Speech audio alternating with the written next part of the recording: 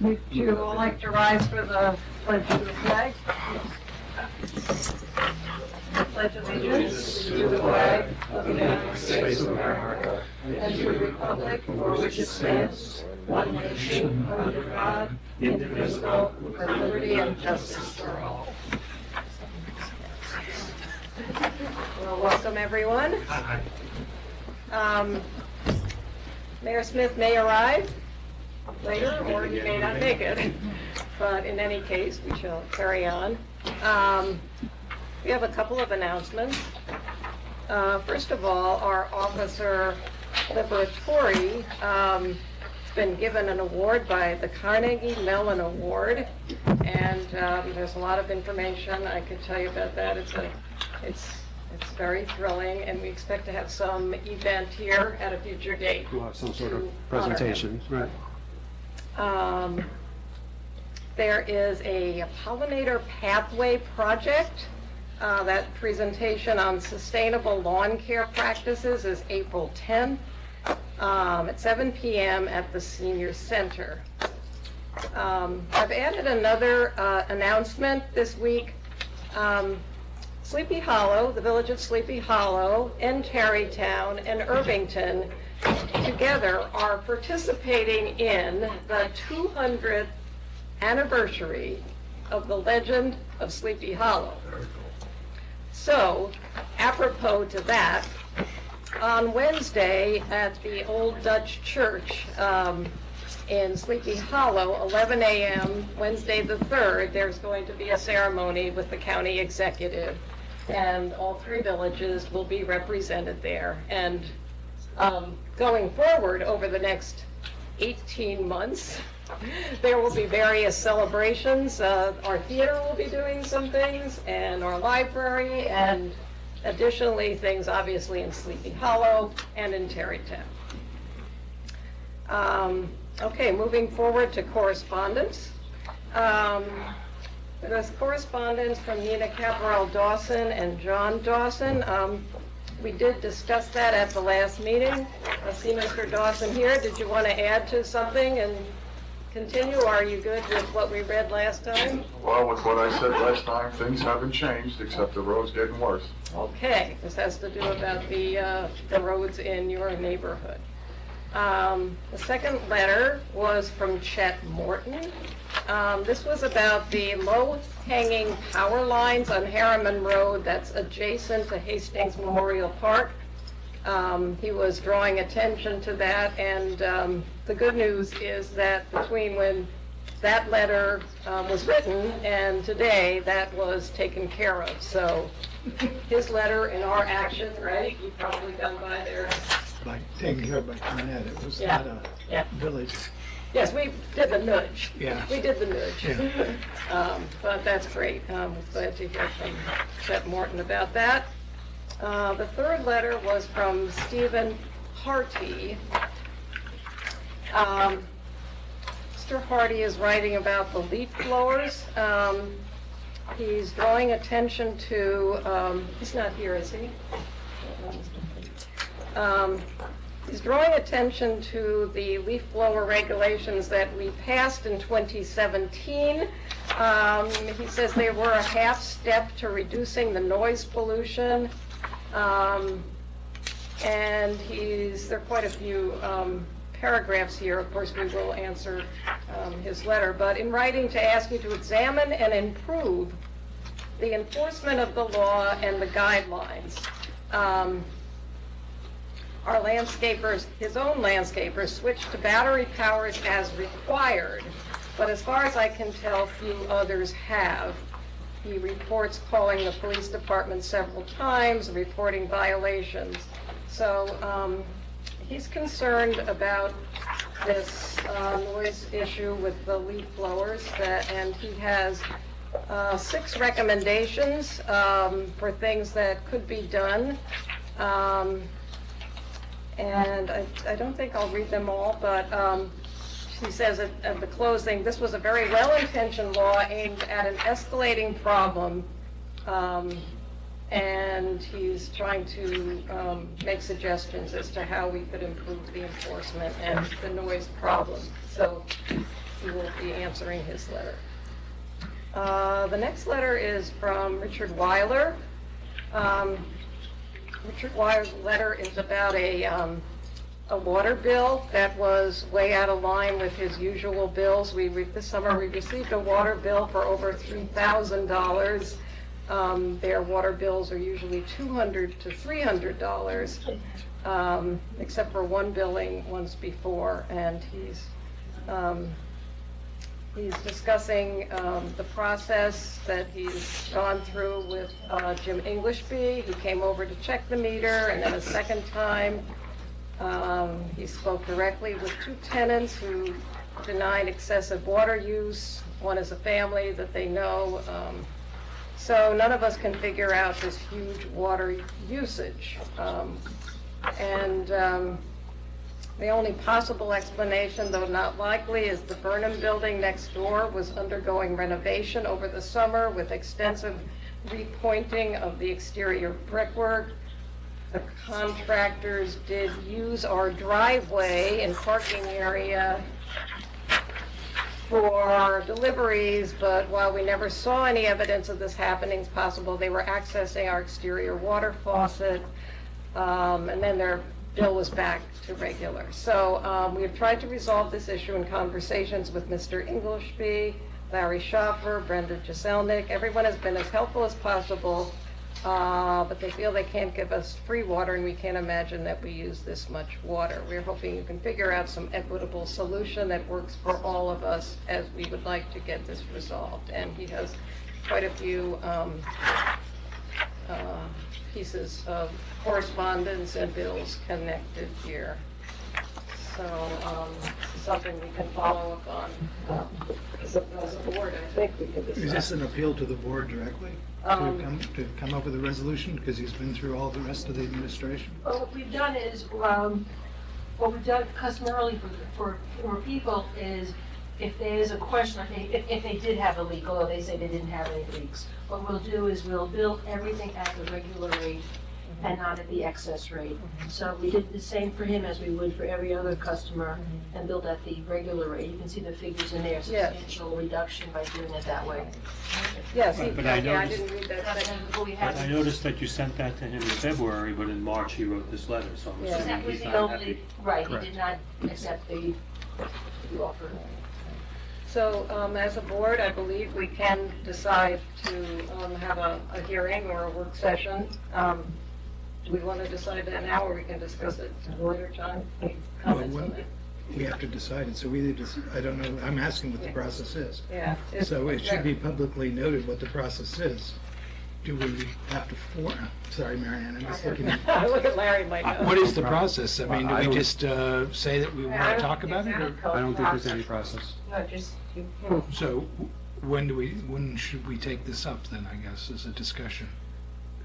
Why don't, Well, yeah, decide if you're taking it up as a discussion, and we'll schedule it probably at a work session if it makes sense. If you decide you don't want to take it up for discussion, you can say that now, but I'd be happy to take it up at a work session. Yeah. Do I have some, okay. then I'd be happy let's- to. all right, we'll put that down as a, Did this get circulated to us outside of the outside of the draft agendas, this letter? Or was it only part of the attachments to the agenda? Because I don't remember getting the letter directly. I don't think so. I think we put it on the agenda as soon as we received it. yeah, I think that you have. I think, Okay. unless he copied you or something. No, Okay, the I last didn't see correspondence, I'm sorry, did you have something else No. you wanted to say more? No, I just was trying to figure out, Oh, and the dates. Yep. Yeah. The last correspondence is from Peter Agavino.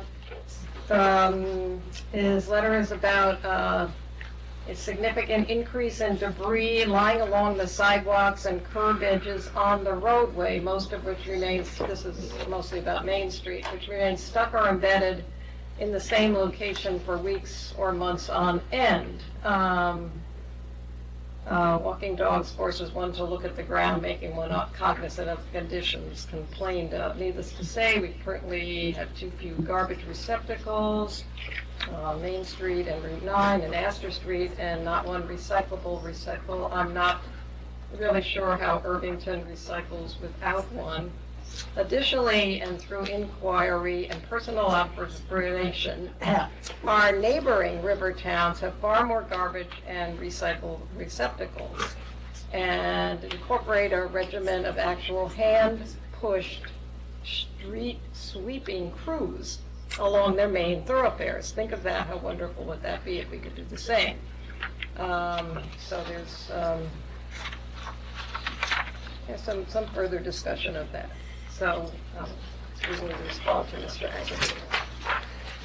Okay. There was an ongoing plan to have some street furniture, i.e. Receptacles. Yes. It started back in the days of the Main Streetscape. Say it 5 times Yeah, I can't say it fast. tonight, Yeah. but I know it's gotten deferred, but there were some decisions made, and I was just gonna ask Larry, does he recall where we're at on that process? I mean, Was there First of all, some there's issue no- for some grants or something, or? well, no, I mean, for the recycling component, there could be grant money, but the proper receptacle has to be identified, and I think, the project in the park is, in some respects, a test case for how those receptacles work. Whether they're appearance-wise are the right thing out on Main Street is a different question, we can look at that. But there's no current effort right now to purchase and deploy recycling receptacles on Main Street.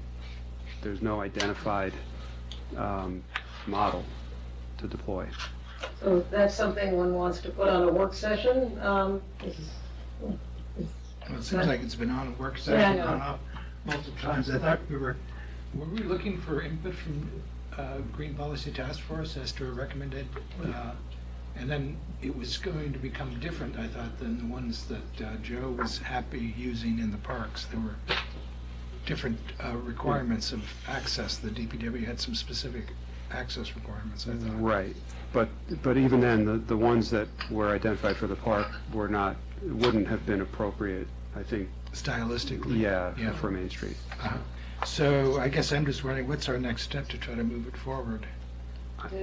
The ideas from the board, if you want to put this back on a work session discussion, or? Well, I mean, there's two steps to it. One is funding, which we can take up during the capital budget, and the other is identifying the actual model, and that's really getting into the nitty-gritty of it. But I think we can start the discussion with funding and then work on the style aspect of it, or the actual. Final, yeah, right. I think the the shape of funding it. issue is and also the count. I mean, wasn't there some limited debate about how many receptacles of each type were required? Yeah, there's a host of budget issues related to that. There it is. So, Okay. Budget and practical So that would be points, capital budget time? well, for the purchase, This yes. isn't discussion yet, hang on. Okay, because it's related to that. So, yes, So we'll take it up at a work session, it sounds like, at some point. yeah, it sounds like whether a it's- work session. Yeah. There was once an active discussion about the front of Main Street School being the place to really start with, if we're going to do that. Okay, so we can have public comment now that's not connected to any of the public hearings. Leola, did you want to discuss something that's not part of the public hearings? No, yes, I'd be happy to. Leola from North Catskill Street. I'm a Green Policy Task Force, a village-appointed member, and I have a quick update about the desire to have recycle bins on Main Street. The obstacles, as I understand it, because we did identify from the DPW the types that would be suitable to them and might be aesthetically pleasing to the village. So we've had dialogues about that, so I'd be happy to join a working session about that. Part of the obstacle is the process to be implemented to empty them. I think that's that was one of the stumbling blocks as well. But yeah, we've done a lot of this work already, so I'd be very, very happy to talk to you further about it. Okay. Okay, we'll be in touch, Mr. Schofer, with the representative of the Green Policy Task Force. Any other public comment on things not connected to any of the public hearings? Okay, I just wanted to get clarification on if we were going to get notified when the engineer was going to be coming around again to look. Right, I think they've done some of their field work, I think, in the last week or so. So I'm just waiting to hear back what our priorities are. Because it had been said at the last meeting that we could go around with them. No, I think I said you could look at the report. Yeah, I don't think I was saying you were going to accompany our engineer. I didn't even know the date they were coming out. Okay. You can look at the report, absolutely, And when will that be? as soon as it's ready, but the existing report is on the website already. The existing report puts us at 61. Okay, you did curbs and it was supposed to be done after you did the curbs, but now we're at 61. That doesn't make sense. And all of the people who I had on that petition really want to know what the story I is. understand. Well, as soon as I get the information back from the engineers, I'll know. I don't know right now. And the least expensive thing for all of your problems on Main Street would be to find a way of cloning Peter and Carl Caparel. Peter who? Peter and Carl Caparel. Oh, Caparel. Yeah. Oh, I thought you meant the writer of the letter. There's a Peter also.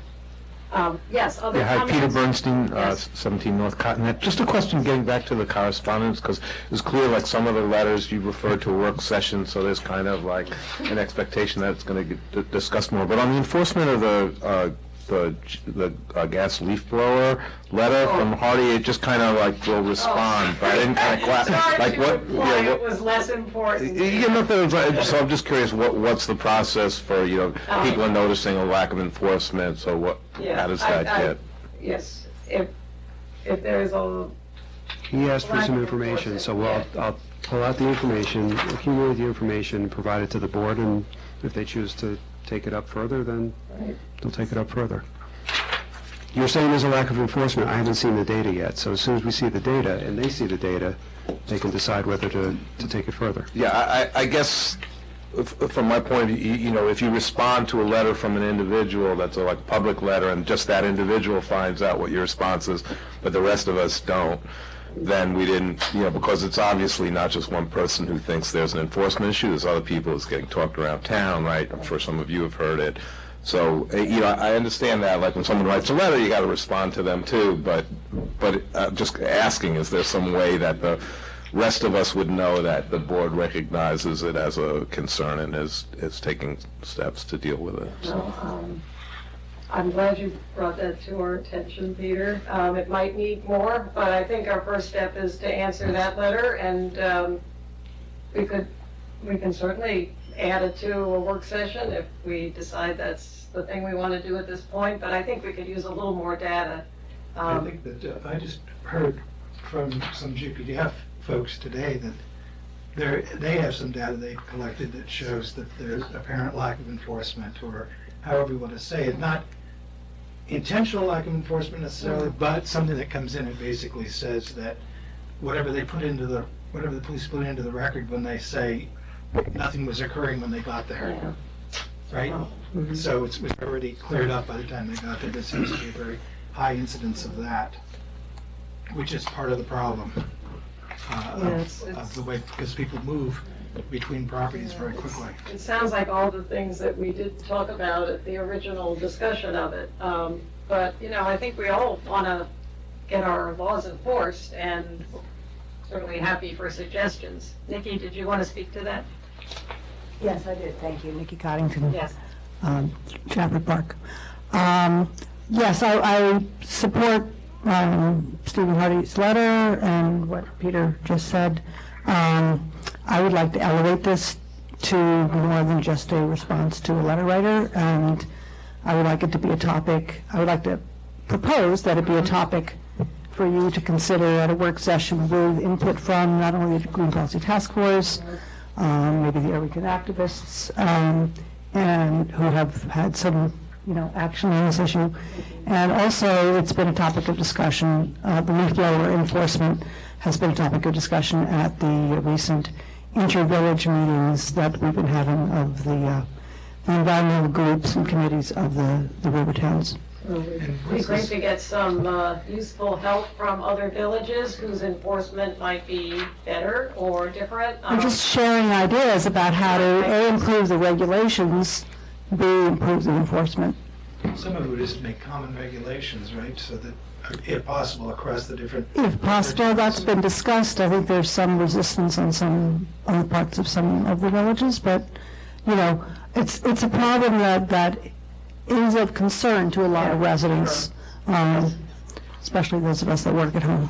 Yes, and I understand that. Yes, by summarizing some of the lengthy letters, I realize seems like a judgment beyond my power here. But in terms of what happens when a landscaper, maybe you could remind us what happens when a landscaper comes and registers here. Don't they have a questionnaire to fill out and some information that they get? I'm trying to remember back how we set that up.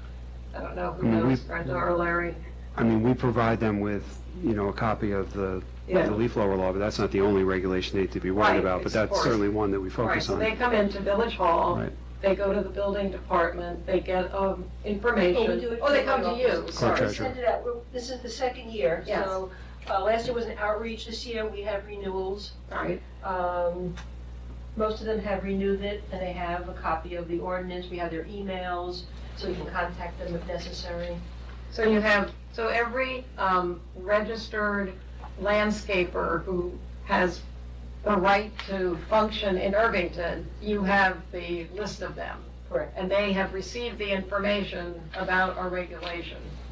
I suppose that list is, public or able Yes. to be seen? On the website. It's on the website, okay. So that's a useful bit for the public to know, that if a landscaper is in a neighborhood that isn't even registered, that's a violation. So that's part of the enforcement procedure, that's kind of public education. Mayor Smith may want to write a letter in his mayor's letter that he does periodically to further inform both landscapers and the public what actually is the current law, so that people are a little more informed. And if we do end up having a work session, the information will be accurate and useful. And when is the switchover date? I believe it was March 15th. Just making sure that, Yes. Yes. Yeah. Okay, well, those are good comments. Thank you, Peter, thank you, Nikki. Any other public comments not related to the hearings? Okay. The next is the consent agenda. Do my board members have any changes or additions? no. Okay, so I propose to accept the minutes as attached. Second. And all in favor? Aye. Yes. Anybody opposed? Okay. Brian's opposed. He could be. All right, the next, I have to make a motion to open a public hearing to consider the 2019-2020 operating budget. Second. Second, and in favor of opening the budget, yes, okay. So who would like to start us off? Is that Brenda? You want to give us some highlights of the operating budget and what we need to do when? Okay. Well, here we are in the budget process of the tentative budget. It was released back in March 20th. For anyone at home that would like to see the full copy of it, it's out on the website. There's a link to it. For those here in the audience, we have copies in the back that give a condensed version. If you're happy, feel free to follow along if you'd like to. I'll just back up a little bit. The budget process starts when we ask our department heads to please give us what their requirements are for the coming year. I also review our fixed costs, our debt service, medical, healthcare for our employees, contractual obligations, various unions, retirement contributions, et cetera. And we put that together into the recommended budget. Each department came before the board and reviewed all of their requests, their operations with the board. So based upon all those things that you already reviewed, this tentative budget was put together. You can see there's a budget synopsis in the very beginning. I won't read everything to you. We'll read a few highlights of it though. Basically, it's a very modest increase. I think it's 0.08% tax rate increase. So it's a very low tax, it's 0.08. So it's almost a flat tax rate.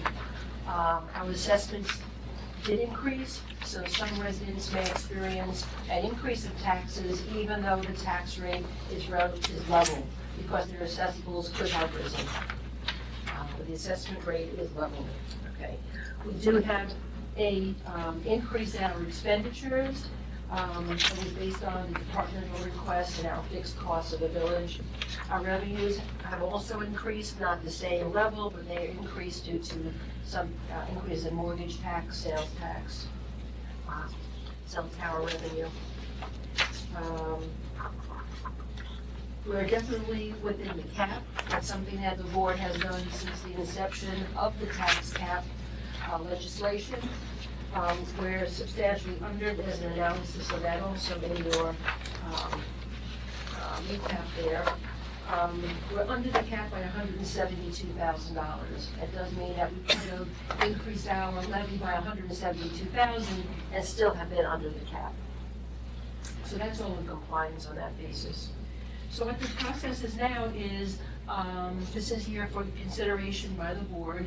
They can vote either tonight, or you could have another, extend the public hearing for another 2 weeks and then adopt it on April 15th. So this would be the opportunity to amend anything in this budget, add or subtract. Okay, well, thank you, Brenda, for that and for your work on it. There are a couple of things, Mr. Schaffer, you mentioned that maybe we should draw attention to since we discussed this before.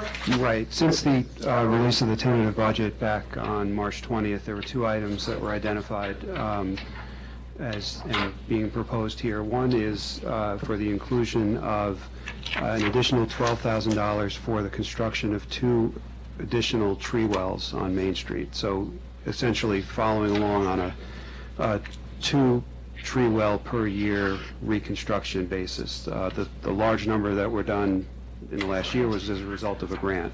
But on an ongoing basis, we would look to reconstruct 2, while still doing our normal street tree planting throughout the village. That's the first request, to add $12,000. The second request is a proposal as a result of the adoption of the state budget. We believe with almost 100% certainty that the aid to municipalities, state aid, was restored. We had taken that out of the budget, which was being $35,000. So that was, we had taken that out earlier in the process based upon the governor's proposed budget, but then when the ultimate negotiation was completed as of last night, it was restored. Good. So is there a little discussion on the possible tree well idea? We probably won't vote tonight. We probably will leave it until the next meeting, which would be still in time for you, right? But any comments on that? Well, that's that was the assumption I think we were all working under, we'd go forward. Yes. Kind of limping forward 2 at a time. So if you think about the number of 2 wells, that means what?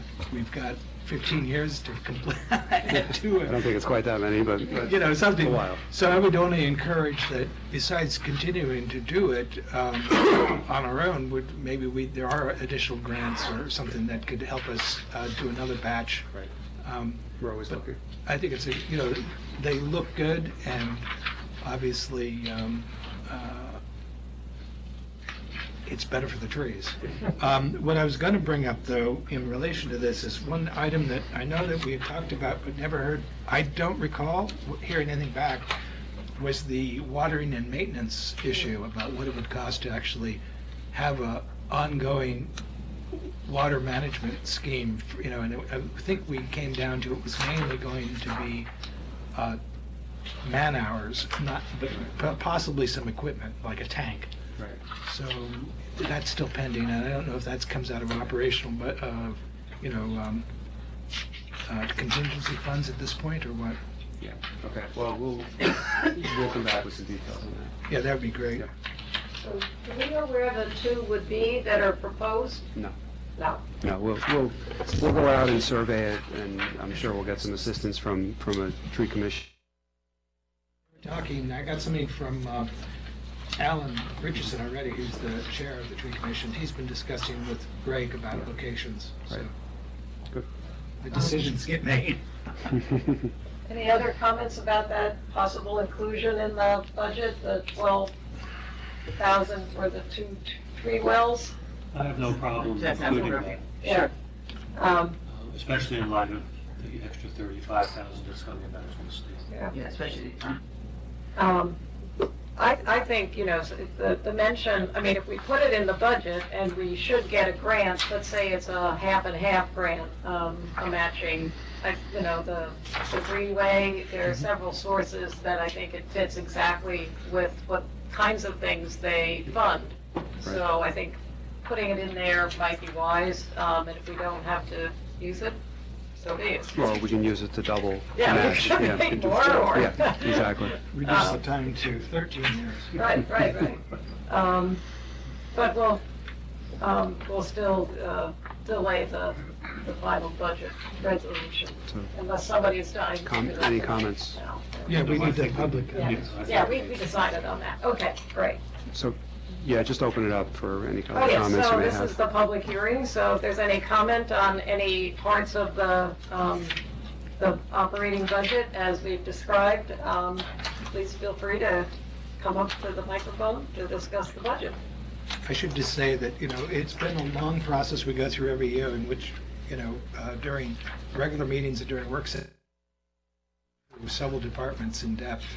And it's an eye-opener if you've never sat in on them. It's a good amount of civic information to figure out where all your tax money actually goes to.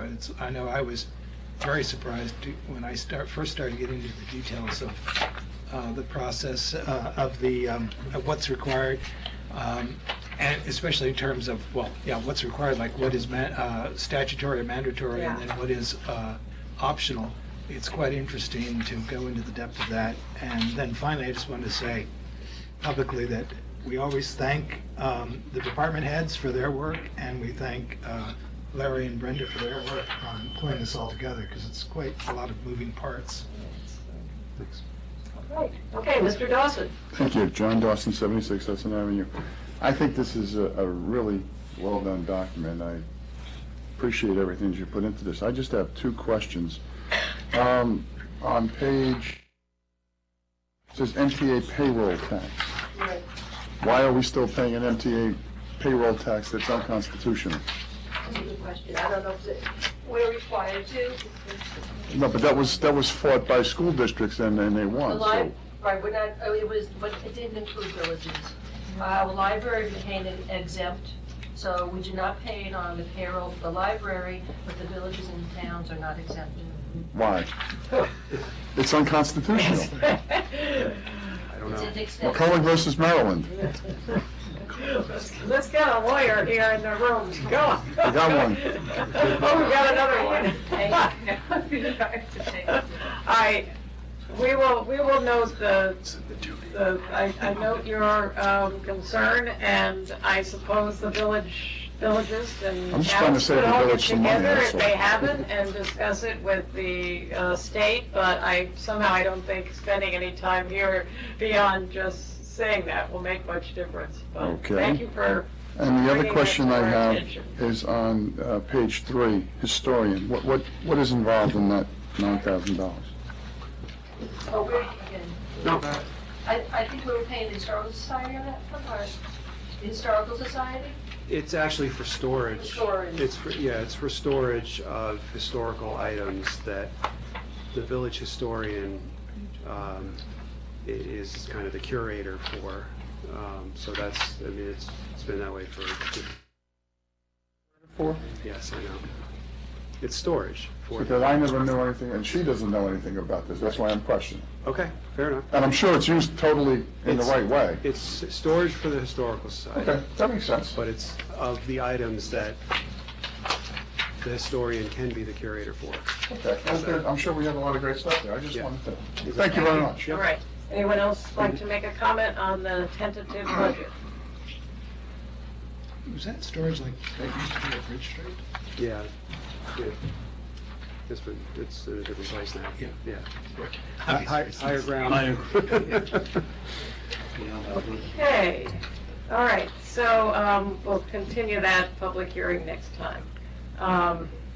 All right, so now we will continue the public hearing requesting a special permit for adaptive reuse of an historic building, 45 West Clinton Avenue, which we know as the Octagon House.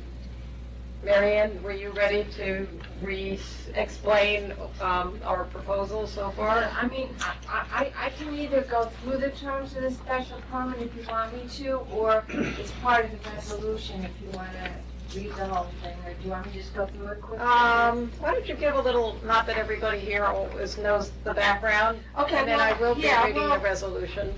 You gonna read the whole thing? Well, ultimately, if we get to Ultimately, I'll that read point. the whole thing. Okay, all Right. right, well then I won't go through too many details, but one of the recommendations of the comprehensive plan update was to permit some historic buildings to be also used besides just as homes as historical facilities by special permit. Joseph Lombardi, the owner of the Octagon House, applied for such a special permit. It's been reviewed by the building department, and it complies with the building code and the fire prevention code. And so this resolution would grant the special permit and actually be the special permit. And there are a number of conditions that the house and grounds may be visited only by guided tours, and tours are going to be by appointment only. The maximum number of people permitted on a tour is 20. And it's got hours that the grounds are open, and for public hearings about how long the tours will be. There's not any food on site, and no gift shop can operate on the site. They have there's 15 parking spaces on site. But there's going to be somebody to monitor the parking, so we're sure that there's always a driving lane can be kept open. And that's one of the conditions, that a person has to be on site to direct traffic and manage parking. And then maximum number of cars of people visiting Octagon House that can be parked on Clinton Avenue will be 6. That should work out fine because the tours are limited to 20 people and there's 15 spaces on site. No buses are going to be permitted on the site around West Clinton. And there'll be a sign at the entrance to the facility saying it's by appointment only. And those are pretty much the terms. One thing though that's not in here, and it was because these were the conditions that the board had talked about, so they were put into the special permit. But since this letter, since worked on it, Mr. Lombardi submitted a letter, and one of the things he said, and I don't think it was it could have been mentioned before, but I listened to the public hearing minutes, it wasn't there. And it's a special event, because remember, this special permit is just for tours by appointment.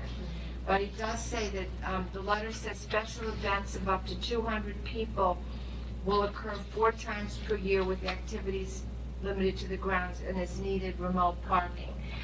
The way the special permit's written now, that wouldn't be allowed. So if the board wants to allow it, we'll have to allow it like that or allow it with some conditions. You have to decide what to put into the special permit. It's kind of in tonight if you want to vote on it tonight, or I can do a draft for the next meeting. But I think you have to discuss whether you're okay with that. And Mr. Lombardi's here, I guess, if you have any questions, you can. Where is the text of that? Is that in here? So, So you have his March 27th letter? yeah, the letter that's attached to the agenda is, The last page, last line. right, and it's, in almost all respects, it's the same letter that was submitted back in January, but this Right. one line was added after some back and forth discussion with Mr. Lombardi that we had internally.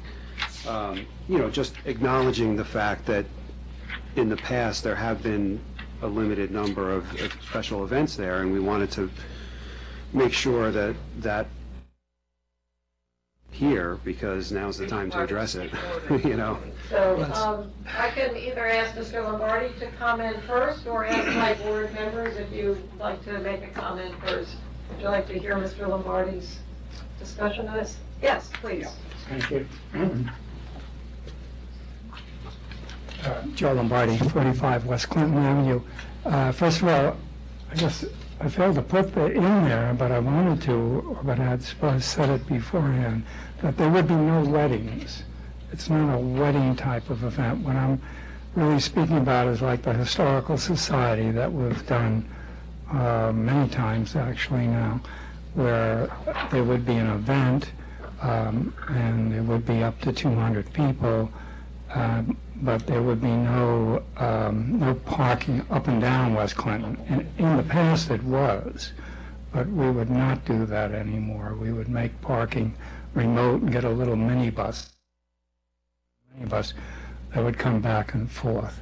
But the purpose really was, I didn't quite know how to handle it because I could see it coming up again, especially now that there is admissions only by reservation, but somebody will have the idea, well, that's great for our historical society or for a certain type of event.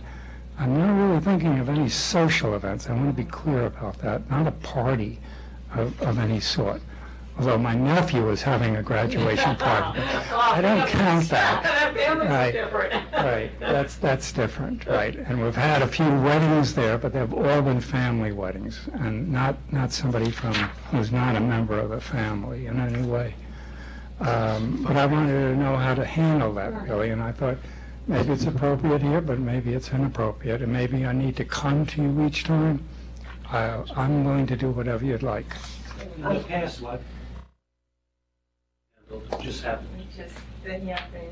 Right, it's, I think we just did it. It's really, it was I think it was, there were nonprofit community groups and, What, fundraisers for, I'm sorry? fundraisers for Historical Society, for instance? yeah, they were the ones that. Yeah, it's primarily them, but there were a few other historical societies.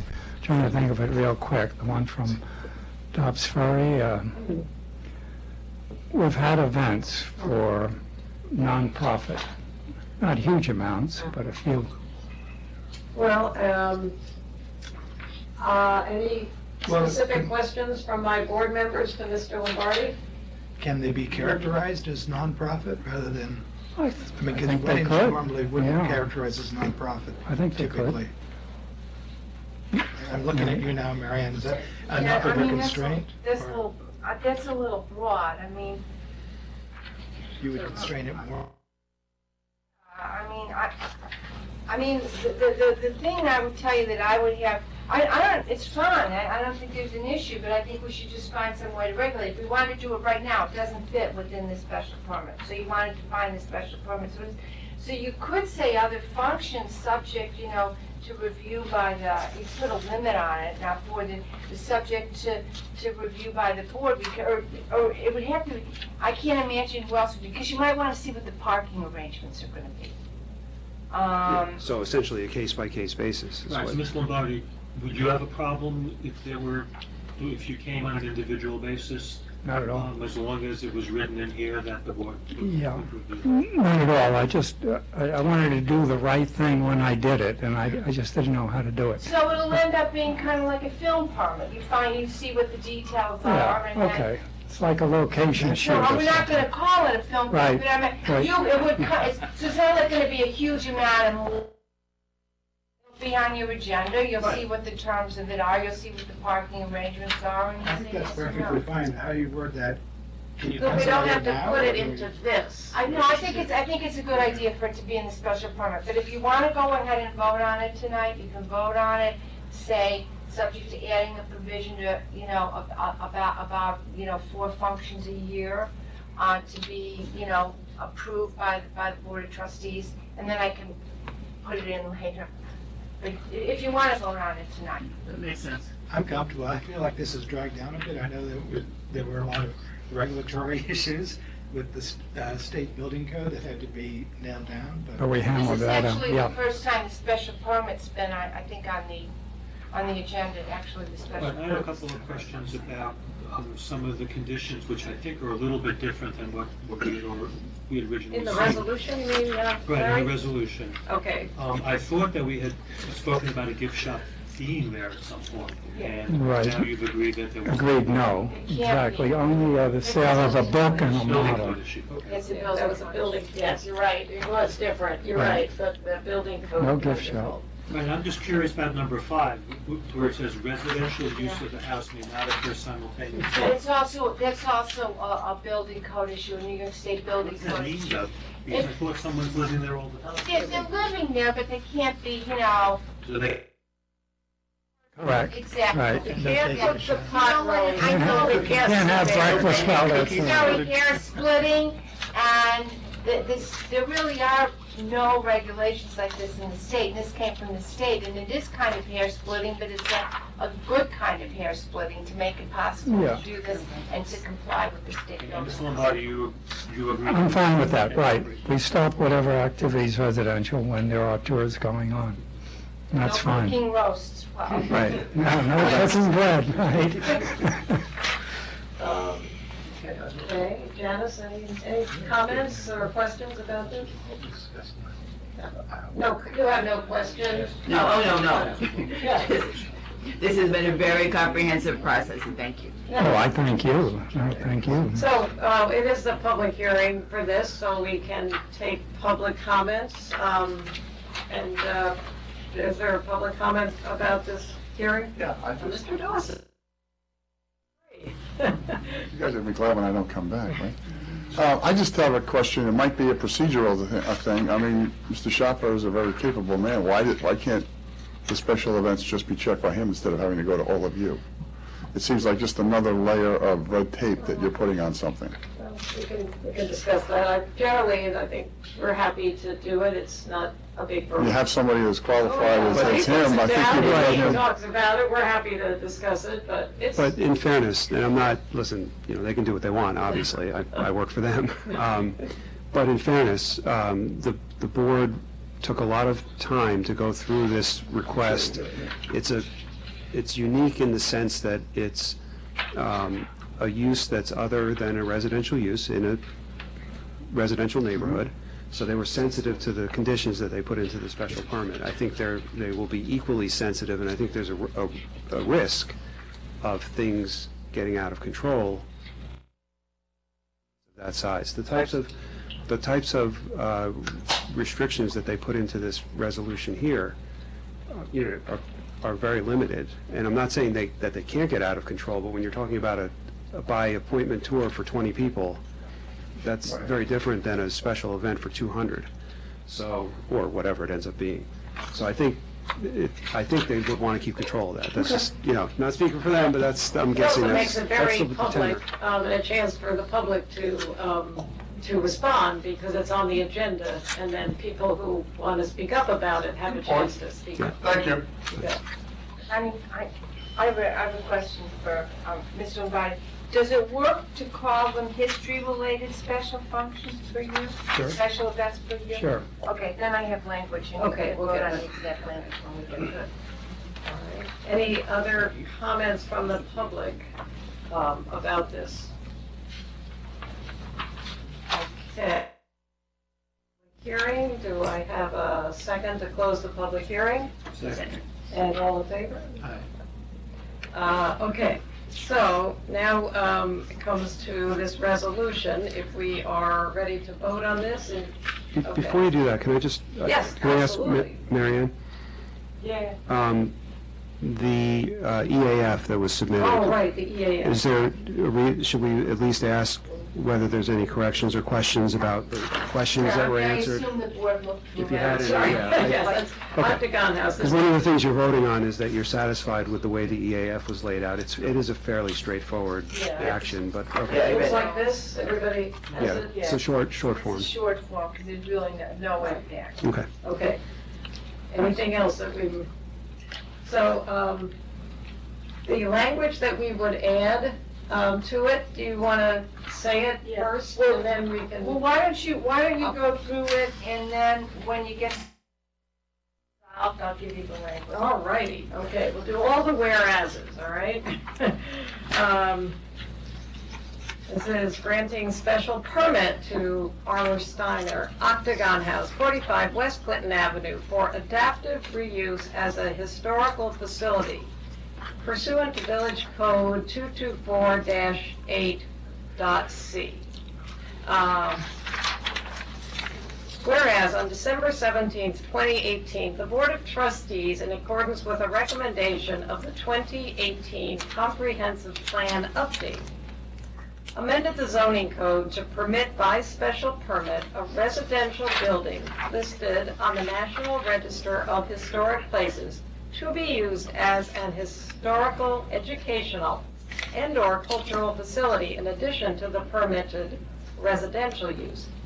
And whereas on January 8, 2019, Joseph Lombardi, the owner of 45 West Clinton Avenue, known as the Armour Steiner or Octagon House, applied for a special permit to allow the Octagon House to be used as an historical facility that would include tours, exhibition space, and gift shop space.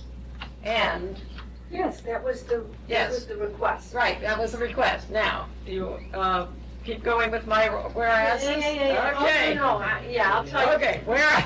I'm not until resolved. Right, okay, whereas the Octagon House was listed on the National Register on December 18th, whereas the property 45 West Clinton can accommodate 15 cars at one time, and whereas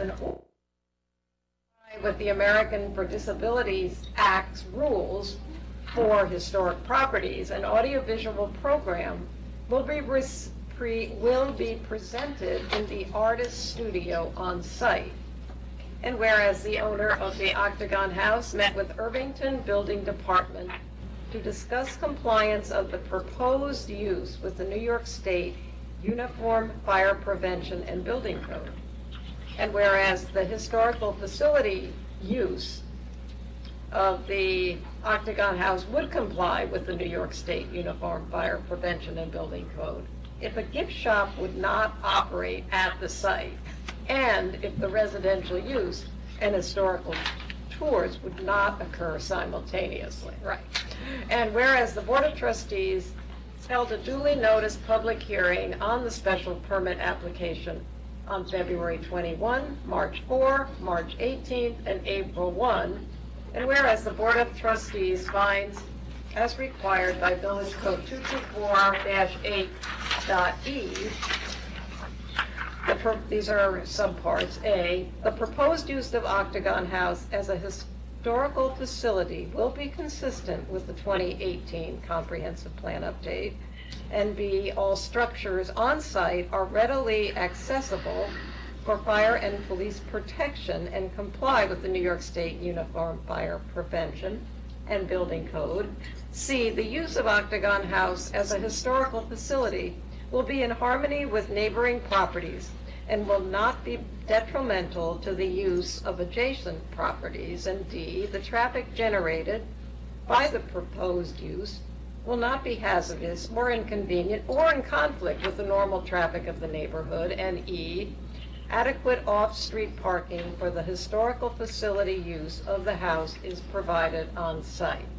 Whereas the applicant has agreed to comply with all the conditions of this special permit set forth below, and whereas the Board of Trustees has reviewed the state, as we just looked at, Review Act SECRA, submitted in connection with the application and determined that the proposed use would have no adverse environmental impacts, and therefore be it resolved that the Board of Trustees hereby issues a negative declaration under SECRA, and be it further resolved that the Board of Trustees hereby issues a special permit under Village Code 224-8.c for the adaptive reuse of the Octagon House as a historical facility, which will conduct tours of the house and grounds subject to the following Okay, this is where I get, conditions. Yes. tours of the house and grounds, and have up to 4 history-related special events per year, and subject to the following conditions. Okay. And the following conditions are: 1, The house and grounds may be visited only by guided tours. Tours must be by appointment only. The max on each tour is 20. 2, the house and grounds may be open for guided tours from 9:30 a.m. to 4 p.m. The maximum number of tours per day is 4, and the maximum number of days per week on which tours may be conducted is 5.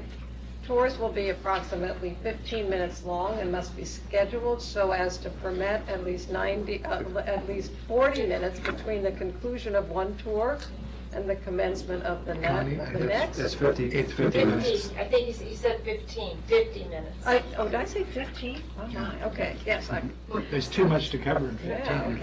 okay. I'm gonna hand it over the reading to somebody else. It's coming to the end. No snacks or drinks may be provided on site. No gift shop may operate on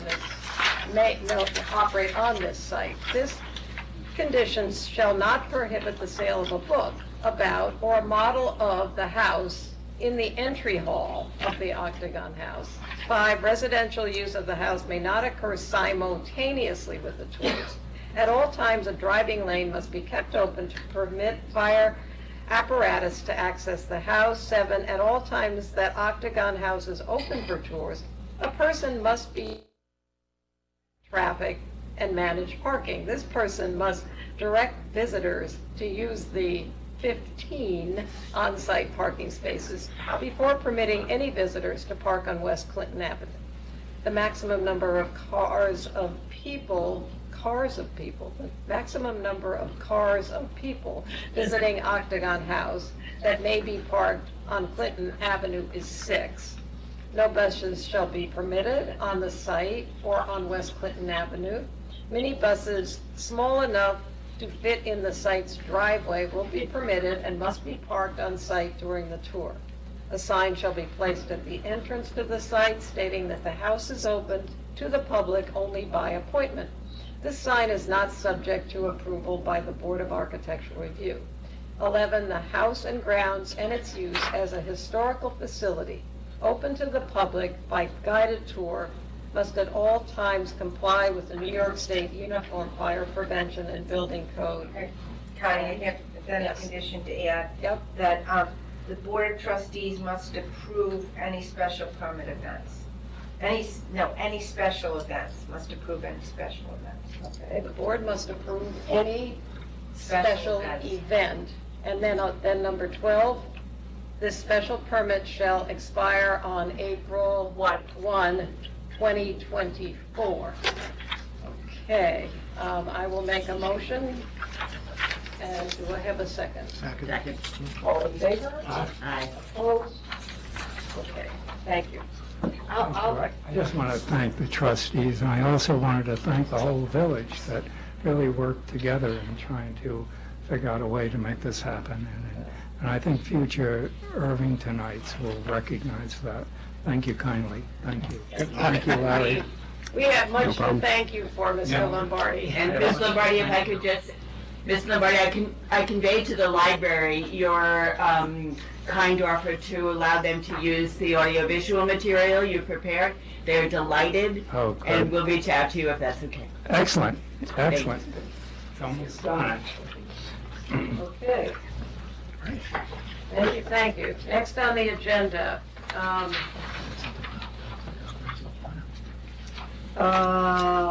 let's see, we have continued the public hearing to consider a local law amending the Irvington zoning code to permit short-term rentals, STR, is what we call that, STR. Before that, there's the The other environmental. environmental. Right, okay.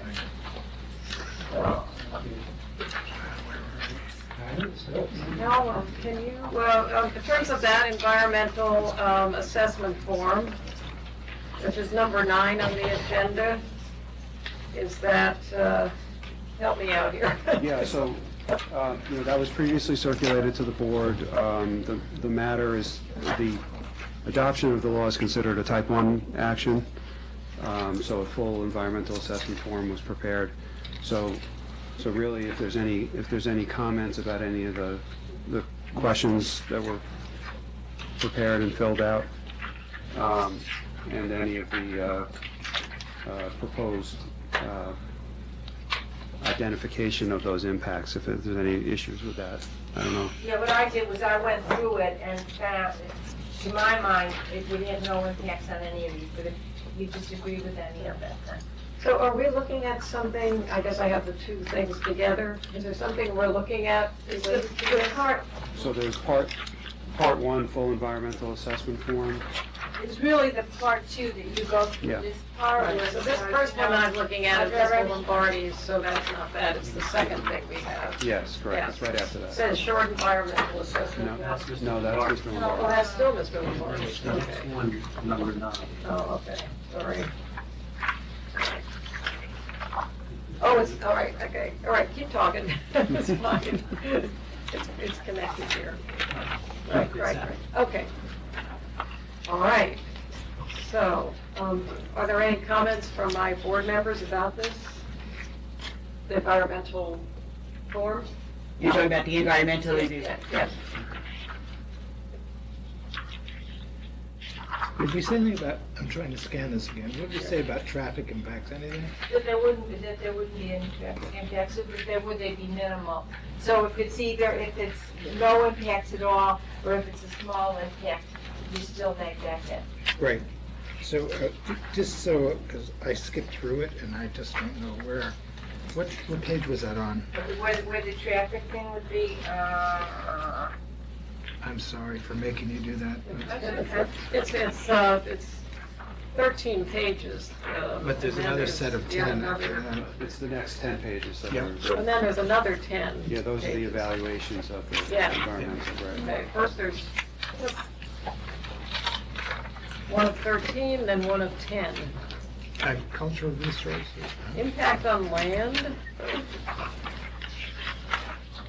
Impact on surface water. it doesn't come in on the traffic, it's probably, impact on transportation. Page 8 of 10? Page 8, it's number 13. Okay, got it.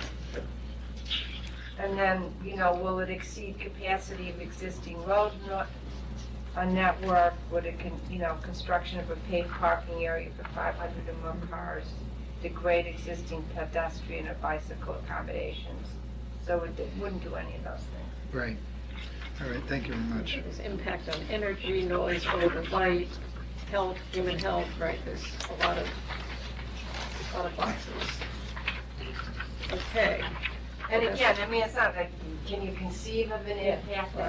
Would it be more than small? If there's anything in this All part. right, well, thank you for going through that.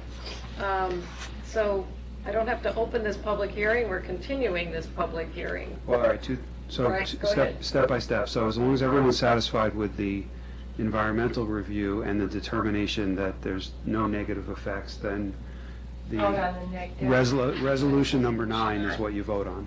Okay. So that, you can take that up now, and then we'll continue the public hearing on the actual law itself. All right. So this is resolution, would you like me to read it now? This is SECRA determination regarding a proposed local law amending the Irvington zoning code to permit short-term rentals.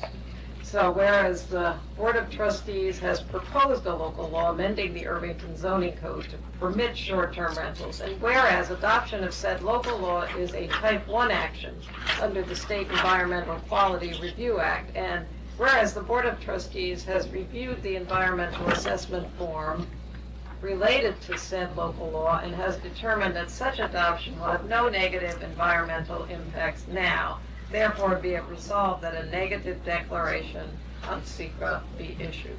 I'm happy to make that motion. Second. Second? Aye. All in favor? Aye. Okay.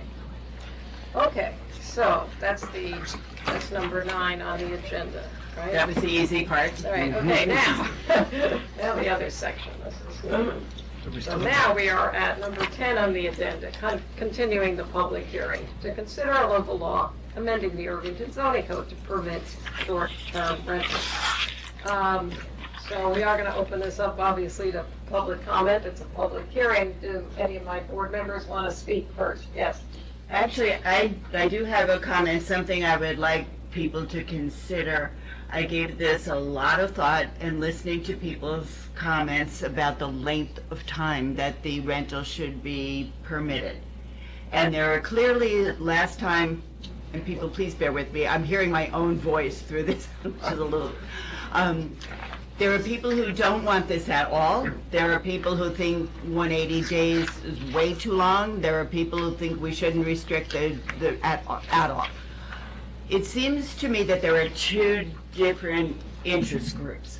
One are the people who want to enhance income to allow them to stay in their homes, where this is a very practical solution to high taxes and increased living expenses, and also reflects the profile that Airbnb has prepared, that many of the hosts are single women. That's one group. There's another group who wants to use their homes for business purposes. They can rent it out, they can get money from it. That is also a very legitimate use. But I wonder if we might consider permitting 180 days, as we have discussed, but limiting it to 90 of which can occur when the primary owner is not in residence. So I'm kind of splitting the baby here. And obviously enforcement and tracking is going to be a challenge no matter what we enact. But I thought that that might respond to some of the folks who feel 180 days is half the year, it's way too much, but also permit people to supplement income and stay in their homes. So, say the proposal one more time succinctly. I'm sorry? Can you say it one more time, the proposal? What was the? That we have it, as now, we say 180 days. Yeah. And what I'm proposing is 180 days, but only 90 of which can occur when the owner is not in residence. Because right now, it's written that they need not be in residence. Right, we started by saying 90 days, and then after discussion, we moved to 180. But I think it might be useful to consider responding to both interest groups and finding a middle ground. Marianne? Yeah, please, comment. It never said anything about you have to be there while it's being rented. That's what it I has thought. to be your primary residence, but it doesn't require you to be there while it's being rented. Yes, you have to have somebody that you have designated to Right, there has to be answer, somebody right, to or respond, that right, you would right. answer, or within a short period of time, you would respond. But the Right, and if I intention could just explain, I did run this by Mary Ann. This is an open public hearing, so I did not confer with you guys.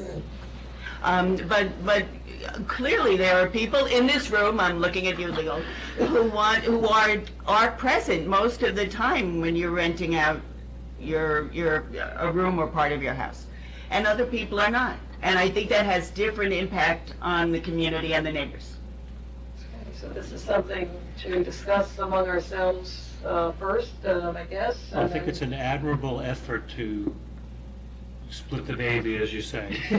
I fear that people who are against the 180 days would probably also be against the 90 days. But I think at least it's showing that the board is making an effort to recognize the needs of both parties. I'm not opposed to it in the sense that I think we don't want people to run alternate hotels effectively. Can you hear me? Just say it. I'm not opposed to it because I think we don't need people running alternative hotels effectively, which is what running something for 180 days without being in residence effectively amounts to. But I think the devil is going to be in enforcement. It is I mean, always going to that's, be enforcement. you know- It's going to be enforcement anyway. Yeah, I know. So I do like it, for the reason that I don't think that we're trying to build lots of mini hotels around here, you know, effectively in terms of usage. I like the fact there still has to be a stake of the owner to be in the neighborhood, you know, on site, most of the, not most, but, you know, part of the time. Right, and this wouldn't preclude somebody who's mostly renting out the house when they're present for renting it out for 2 weeks when they go on vacation. Just that 90 Exactly. days is the maximum. Exactly. So I think it's good. I think it's a nice, I don't see anything obviously wrong with it. I see some benefits to it, but I'm sure we could hear from the public if there's something obviously wrong with course. it. And this is another one where nobody's going to be perfectly happy, but I heard the people who were really upset about 180 days. And I also heard the people who didn't want this at all. I have yes, one please. thing I want to say separate to that. I mean, that's it, if you want that change, you know, just, you can't vote on it tonight, we'll have to write it in and renotice that. That's what I think was the intention. But I just wanted to point out something that I said at the last meeting, about, this wouldn't be subject to the, you know, the state law that allows a hotel tax. I'm not so sure that it wouldn't be. I mean, we have to do a little more research. I mean, if this law doesn't make it subject to a tax, the village would have to pass a law saying we're gonna enact the hotel tax in Irvington, and the hotel tax applies to these. So I had said that that hotel tax wouldn't, but it could if the board chose to. And Maybe, I mean, I would have to do a little bit more research on it, because it's sort of, not really research, see how it's played out, because it's kind of in between. Now, a hotel tax is something paid by the customer. How does a hotel tax, the customer pays it like sales tax? It's paid by the whoever's running the hotel. Right, and collects it. Generally, that person collects it from people who stay Right, there. right, like when you collect sales tax, and then as a business, you have to pay your sales tax. But that's not part of this law. All I'm trying to do is correct the record when I said that it wouldn't be subject to the state hotel. I'm not raising the tax issue now, just saying. That's true at bed and breakfast as well, though, right? I mean, Pardon? it would be true of bed and breakfast as well, right? That you Yes. could, the village I mean, could. the bed and breakfast establishments that Yes. we enacted a while ago, Yeah, yes. you could enable, the village could research enabling a tax on that, because we did not, as far as I recall, set up a local tax on that. Correct. And that pretty clearly would be covered by the state law. The state law that allows you to impose a hotel tax. Do we need Greenberg authority to do that? And It still could Greenberg, be we done did locally. agree to It's just Greenberg's you got your application. separate authority, there was authority granted to Greenberg, Irvington, Hastings, Dobbs. Okay. It was what they call enabling legislation at the state, so it allows us to enact a local hotel tax law if we choose to. You haven't done it yet because there hasn't been an urgency, you haven't discussed Is it. there a range that would be if it were? I mean, do we get to set the amount of a hotel tax, or is it It's up to 3%, I believe, up to 3? Okay. but we'd have to research it, Yeah. for sure. Yeah, that's and it's, nothing about that affects what we're doing here, but I get it we want to correct the record. So on this 100, this change, I just want to make clear again what you just said, that the primary owner has, it always has to be, in the current law, maybe we should review that before we, just what is in the current law. On that issue, On that issue, things yeah. that affect If you that look- issue. If you look at 224-207 Yeah. B, the dwelling in which the short-term rental unit is located must be the primary residence of the person renting out the short-term rental unit. And then, okay, that's and then in the requirements for operation, it says the maximum number of days of dwelling, a part of the dwelling may be rented out as a short-term rental is 180 days per year. If you wanted to incorporate Janice's suggestion, then the next provision would be, you know, I'd have to work on the language, but essentially 90 of the days of the person is renting it out. You can't rent it out for more than 90 days if you're not on site, essentially. So, do we want to move to public comment now, or do we need, we want to have public, we're going to have public comment. Before, it's like pre-comment. Oh, okay, that's a comment. It could be a pre-comment or a comment. Point of clarification, so one, if Janice could say a little bit more about what she means by the commercial side of that equation, as opposed to, you compared, I want to understand better what you were describing. So you were comparing the, the homeowner who wants to stay in their home, probably her home, and, rent it out for short term. And then you said something about commercial, big commercial.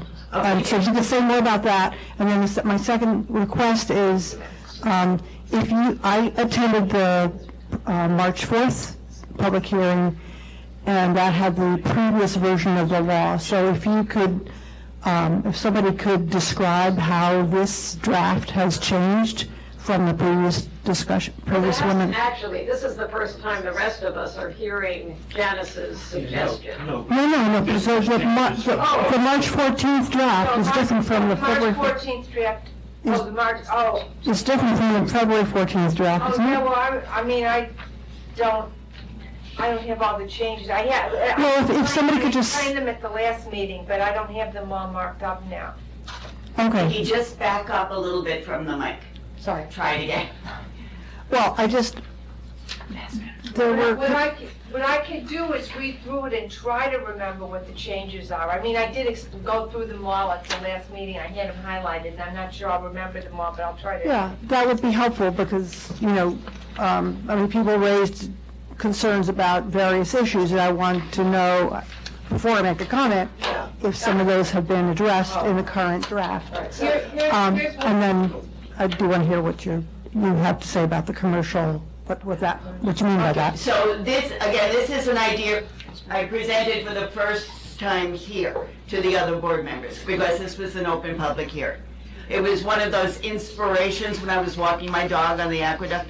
But clearly, there were people who don't like this at all. There are people who were appalled that somebody could rent out their house for 180 days. And other people who felt that in order to supplement income, they needed the maximum flexibility.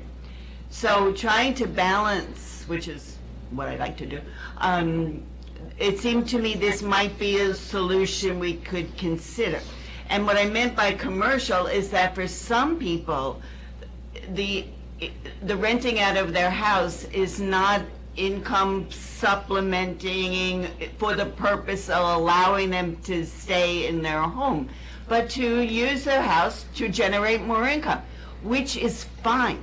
I want to be real clear. I'm not criticizing that use. If we're permitting this, there's not a means test. You're permitted to rent out your house according to the provisions that we eventually adopt. Okay. Janice, can I ask you, of the 90 days where the owner would need to be on the premises, does it have to be the owner, or could it be an assignee of the owner who's... I have to take the dog on another walk. but I like the idea of an assignee. Somebody who is there, not just available, but who is Does that get around the actual notion that it's not, that to me sort of semi defeats the notion of having to ask the owner to be there half of that time. That's why I was asking. I don't think so an I knew what assignee- the wording would be. I think maybe if you ask your dog, he or she may say no assignee. but maybe no. Okay, so you're suggesting no assignee. That we're going to either be the person there. Yeah, Okay. yeah, I think so. I think if we're really Person has trying to to protect against abuse of it as a business rather than a supplemental income. Yeah, I don't mean to use business as a I know. I'm putting negative quotes sense, around it. but you're making a profit out of your home. Yeah. Then you have to have somebody who's available on call 30 minutes or whatever we say in there. Mary Ann, you want to Yeah, add? I think I picked up the changes. No, I did go through them last time, I highlighted the changes, but you work on the thing for so long, and it's hard to remember what was changed. But one of the changes was that there used to be, I think the limit was 30, was it 30 registrations could be out there, or 25, I forget what number we have that to 50. So there can be 50 out over time, and the maximum number that what Janice was referring to was 90, and that was up to 180 days. And then there was on enforcement, it was a provision that if somebody was found guilty of 2 violations, or if the Board of Trustees believes that there's material breach, it can hold a public hearing on the violations to revoke the registration. I think those were the changes. I know a lot of people, we mentioned this last time, a lot of people were concerned about the fee, the $250 fee, but it was, that's actually the cost of the inspections and stuff. It was clarified that you only pay that if it actually registers. If you register, you don't, if you have an application, you're not charged the $250 unless it actually gets registered. I think those were them. Yes, and when we discussed that fee, we also discussed the number of days in the same time, with the idea that if you were stretched to pay $250 to even start this operation, that you might need 180 days to kind of, Advertise. Yeah, right, advertise it over those many days, rather than make an investment early on and then not have many days that you would actually be able to make any return on that. So those were 2 things that we kind of discussed together. I'm not going to speak to Janice's change at the moment, something I want to think about for a while, but I do think we are ready for public comment. Unless, Larry, you have something else that needs to be added, or Mary Ann, you have something else? And it's okay, we've got start up on our public comment on this. Yes, Leola. Leola, 14 North Castanet Street. Can you hear me okay? Yeah, just A little closer?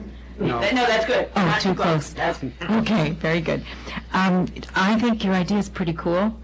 Really cool, actually, but it's not doable in the app, because you either say you're renting your whole home or you're renting a home share situation. So I'm not sure how you could do that combination of things. You're talking about, you're saying how you list it?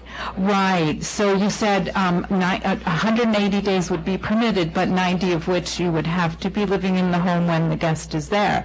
I think that is pretty cool, especially if you've got people who are expressing concern about comings and goings and wanting the homeowner there more.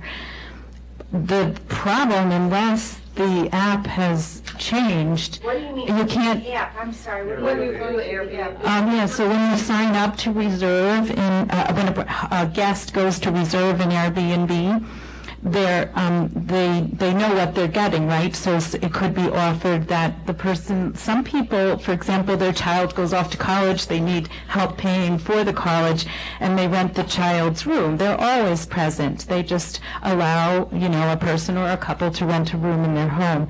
So people, through the app, so that's their offering, that it's a room in a home.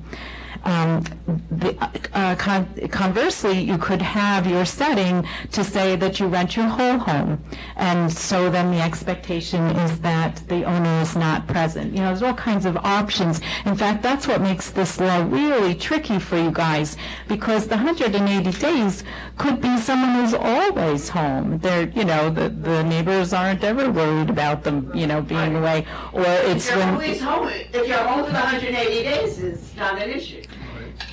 You just Right. hide it. Right, true, yeah, exactly, yep. So I like the idea a lot, I just don't think it's so doable in the way that the program works. Well, I don't know how the program works, and that's not my job, but I think that you can change your listing. So if you're renting a room and then you decide you're going to travel in Europe for a month and you're renting your whole house, change your listing. Yeah, they're reserved in advance. A lot of times, number of months in advance, people plan their travel, so it's a little tricky. Again, I think it's a pretty cool idea. I'm just not sure how it would be practically so possible. So what do you do with your house? Do you rent the whole thing or do you rent a room? That's the tricky administration piece because No, I'm just asking. yeah, I have to have Literally, what- you have the dial. Well, if I What do you do in your listing? yeah. I mean, it's either one or the other. You do number one or you do number two. I list whole house, but I manage it because I don't always want to be gone. So I have to have an extensive dialogue about expectations and this sort of thing. So it's a little bit So you tell them tricky. you're going to be there. Well, yeah, and if it doesn't match their expectations, then the So place isn't right for them. It's not a Yeah. problem because other people who want to do that would need to take on the same kind of function that you're talking about, which is to have a discussion, but there would be reserver, and have that discussion. I will be there, Yeah. because that's what you do. Yeah. Okay. So, So, all right, so it's okay, but then in terms of just sort of tracking and all that sort of stuff, I suppose the homeowner would track it. you Yeah, know what, enforcement's another, I said, that's a different issue, that's tracking, I don't know anything about tracking at this point. It seems like it's a wide open pit. yeah. Yeah, okay. So, thank you for always, all of you, for trying to work with everybody to find out what's really going to be good for our community. What I like about it, I understand what you're saying, Leo, but what I like about it is you provided a workaround, but what I like is that it still gives the intent of the village is not to allow these things to run totally ungoverned in a sense, in terms of open gear, in terms of owner stakeholding in the actual property. I'm not sure if I'm clarifying what I'm trying to say, but what, in reference to the context we were discussing, I still like that, even though it becomes a little bit more a dancing two-step between the renter and the potential renter and the homeowner. Anyway, sorry, go ahead. Oh, quite all right. Actually, question for you, Marianne, regarding residency requirements. Could that be a remedy for this? How many days do you need to be in your home to meet a residency requirement? Well, I think if it's 100, if you were there 185 out of 360, then you're meeting the residency requirement. Yeah. We don't, it's not in our code, but it comes up a lot. It comes up in, when we're giving parking permits, it certainly comes up in the tax laws, but never really defined. Right, okay. Because I was going to say that could be an easy remedy. There's already a law how many days it means to be a resident, Yeah, but... no, yeah. Okay. And I also, just as the meeting was starting, I sent a note to you all, so I just wanted to tell you about that because I didn't get it in time for you to make it available to everyone else. But I did want to start by saying, first of all, that I think it's terrific that we're looking to permit this process because it's been in limbo land, and I think it's a great opportunity for our residents and the village. And my apologies to Larry and Ed because I've asked a few times to understand the health, fire, and safety regs, and it's very hard for me to place comments on that when I don't fully understand them. And so it's a little, reference this code, that code, and I don't know, maybe Marianne, you can help me understand more too. But it seems like meeting the fire safety requirements are pretty costly and would be pretty prohibitive to a lot of people complying. And then the health and safety piece, is that any different than what a homeowner is already adhering to? I guess I'm just trying to understand what these requirements are. Well, yes, and I think we pointed that out in a couple of meetings. You do have to meet the New York State Fire and Building Code, and it can be strict, yes. Yeah. But the village can't permit a use that, I mean, whether We they can't have this override the law or code. not, whether they have this law or not, and somebody said, you know, forget we have this law, and somebody says that, you know, Leola is carrying on, he has a B&B or house, it would be subject to building inspection, and if it's not allowed, it's not allowed, you know, whether this law is on the books or not. I don't feel like the state law quite caught up with it, quite caught up with the, this whole short-term rental thing, hopefully it will. But at the moment, they're, they say they should be treated as, bed and breakfasts. Non-commercial bed and breakfast. That's the least restrictive of the use. Once they go to something else like boarding house or whatever, then it's commercial standards and it's much higher. So the lightest touch is as bed and breakfast. And this is Irvington's choice to go with the New York bed and breakfast, right? I mean, we don't. No. This is New York State law. We have no choice. We're governed by the New York State Building Code. Okay, because I hate to see all the lost business opportunity by making it too prohibitive. You know, the Airbnbs But really you know do what? feed our local That's economy. the law. Mm. That state building code is the law, whether or not the village enacts this section of the code. Mm-hmm. Okay. I think that's about it. I think I've had more than 3 minutes. Thank you. Down in the lobby, At the state. Governor Cuomo and and our local assembly and Senate reps. Oh, sorry. Who's next? Stop this, thank you. I did send this electronically, but late. Yeah, okay. Oh, you did? Okay. Yeah, but I didn't put it. Thank you.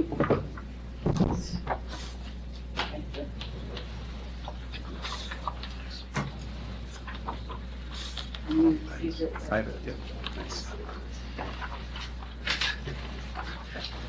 Good evening, I'm Kristen Wilson from Blanchard and Wilson here representing APOA. And really tonight, it sounds like you may adjourn the public hearing and vote on it another night, but in the event that you don't, I feel like this might be our last opportunity to present our case, because unlike the the adaptive reuse of historic properties, there is no public process for short-term rental registrations to be permitted, or I'll call them permits. So I'm taking this opportunity tonight because there is no other way to put our concerns on the record, and you are all well aware that our concerns are primarily focused on 2 Clifton and Mr. Dolan's property. So you all also know that his attorney's letter from the beginning of March, Mr. Bernstein's letter, he admits that he's been using his property illegally and that he's been on Airbnb and VRBO, and he actually goes so far to say he continues to intend to use the property illegally, that whether this law is enacted or not, he's just going to continue to get away with using his property for commercial purposes in violation of the current laws. So with that in mind, I'm taking tonight to do a modified Letterman's top 10 list of why this village cannot give Mr. Dolan a permit. And the letter actually only has 7, but I'm going to call it the top 10 reasons. So this board, members of this board have stated repeatedly as part of the comprehensive plan process, as part of the bed and breakfast local law, as part of the adaptive reuse of historic properties, and as part of this public hearing, that you are well aware of what he's been doing. He's been having weddings, he's been having large gatherings that are not permitted, and that you don't want to allow him to continue to do that. So by giving him a permit, you are just giving him a shield to hide behind, to say, oh no, I'm just doing what your law allows, which is not true. Even today on Airbnb, he talks about renting out his house to 30 to 35 people. That is not a family. I don't know how this village is going to enforce that. Certainly more than 3 people.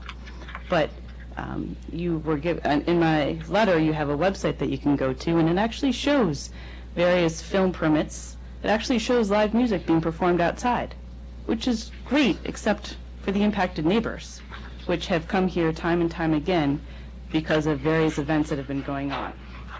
So, besides the fact that it's clear he's intending to host large gatherings, which is prohibited under your short-term rental law, he has currently 2 open permits. And it appears, based on what I've found online, and I'm going through the Board of Architectural Review minutes, he never received approval for his fence. And he has another open permit for trying to really ask for permission, or not permission, sorry, ask for forgiveness to legalize his basement and everything he's done so far in it. So right now, as it stands, he will not comply. Second, he has the main house that can host 30 to 35 people, and then he has his carriage house. It's our impression and our interpretation of your code that that would be considered an accessory apartment. Also, not permitted to have a short-term rental on a parcel of property if there is an accessory apartment. We feel that that is yet another reason why this village can deny any permit or registration that Mr. Dolan seeks. Under section 224-208B, it says no large events. We know very well he's going to continue to host these. The National Trust has been notified by APOA that the deed restrictions appear to have been violated multiple times. The pool that he has, he should have gotten permission from the National Trust. The fence, he should have gotten permission from the village. He has an open permit for it, but also should have received permission from the National Trust. I understand the village doesn't have enforcement powers over these deed restrictions, but nonetheless, it's a fair question to ask Mr. Dolan. Are you in compliance with your deed restrictions? Could I just ask a question? I'm a little confused. Before you go on, how does he have a permit open if it hasn't been reviewed by the Architectural Review Board? He couldn't have a permit open. He could have a permit request open, right? Right, so they're open permits. Because the permits aren't actually I guess it's a signed request. until the ARB actually approves the fence. And at that point, there's a signed permit that makes it valid. So the permit request is pending. Unless I'm missing something. I just want to be exact. Is there something else going on? Did it bypass the ARB? It appears that it has never appeared. The fence that exists there, the lattice, the wood lattice fence, I've submitted pictures to you. That has never been before the Board of Architectural Review. Was there So- ever a permit for it? Paid for to the building department, signed off as approved? I will have to look at that. Because that would be in the file. Right, so right now it's just considered open. So if it's open, it means there's an application, a permit application that has been applied for. That's my understanding of an open permit, but I can. Well, it could have been, I mean, I don't know how it's marked in the site. I just want to be clear, because we have to look into it, or have someone look into it, because, before something goes before the ARB, obviously someone's coming and says they want to do something, so they are making a permit request of the building department, but it's not, the permit isn't valid until it's signed, and it can't be signed until the ARB signs off on the fence. Correct. Right, so, So could it be that? am I missing something? No, that's what open permit means. He applied and it hasn't been granted. Okay, Maybe okay. maybe he never appeared, maybe they didn't approve But it. what's saying is there's a permit that's open, and the fence is in place. So is this, I guess, it doesn't matter now, but, so was it put in place regardless of the outcome of the permit, or is he trying to legalize the fence? I'm not sure. I think it's probably legalized in fence, I kind of remember. Because the same thing would happen with the planning board, he would have to come before them to try to legalize some other non-conforming or non-approved condition. Right, and that's what he appears to be doing with the basement as well. Right, that's what I'm- So there's a little bit of history here that, Mr. Dolan seems to not be able to ask for permission. He just is asking for forgiveness all the time. And Gotcha, okay. But those are valid reasons to deny any type of permit or registration request. Again, if you go on Airbnb and you try and sign up as a host, you actually have to click a box that says you have checked your local regulations to make sure that what you're doing is permitted. So our confidence of Mr. Dolan actually certifying to this board that he has only rented his property for 180 days out of the year is non-existent. He doesn't seem to be able to comply with any laws, whether it's on Airbnb's host website. We've put them on notice that Irvington currently, as of today, still does not have a short-term rental law. We've complained through Airbnb, we've complained to you, but at this point, there are multiple reasons why this board should, and I say this board, I understand that it's an administrative process through the building department, but the number of violations that are on the property now, his history as a bad actor, his clear intention to continue working this way, are all valid reasons to say no to Mr. Dolan. Could I didn't want to interrupt, but you mentioned accessory apartments, and, of course, we know that you can't have an accessory apartment and a short-term rental, but he hasn't applied for an accessory apartment, has he? The carriage house provision is a different one. I don't know. Oh, the exactly carriage what house it's is even different. Yeah, there's only a few carriage houses in the village, and it's a provision that allows for somebody to live in what's called an outbuilding, which is separate from the accessory apartment law. Right.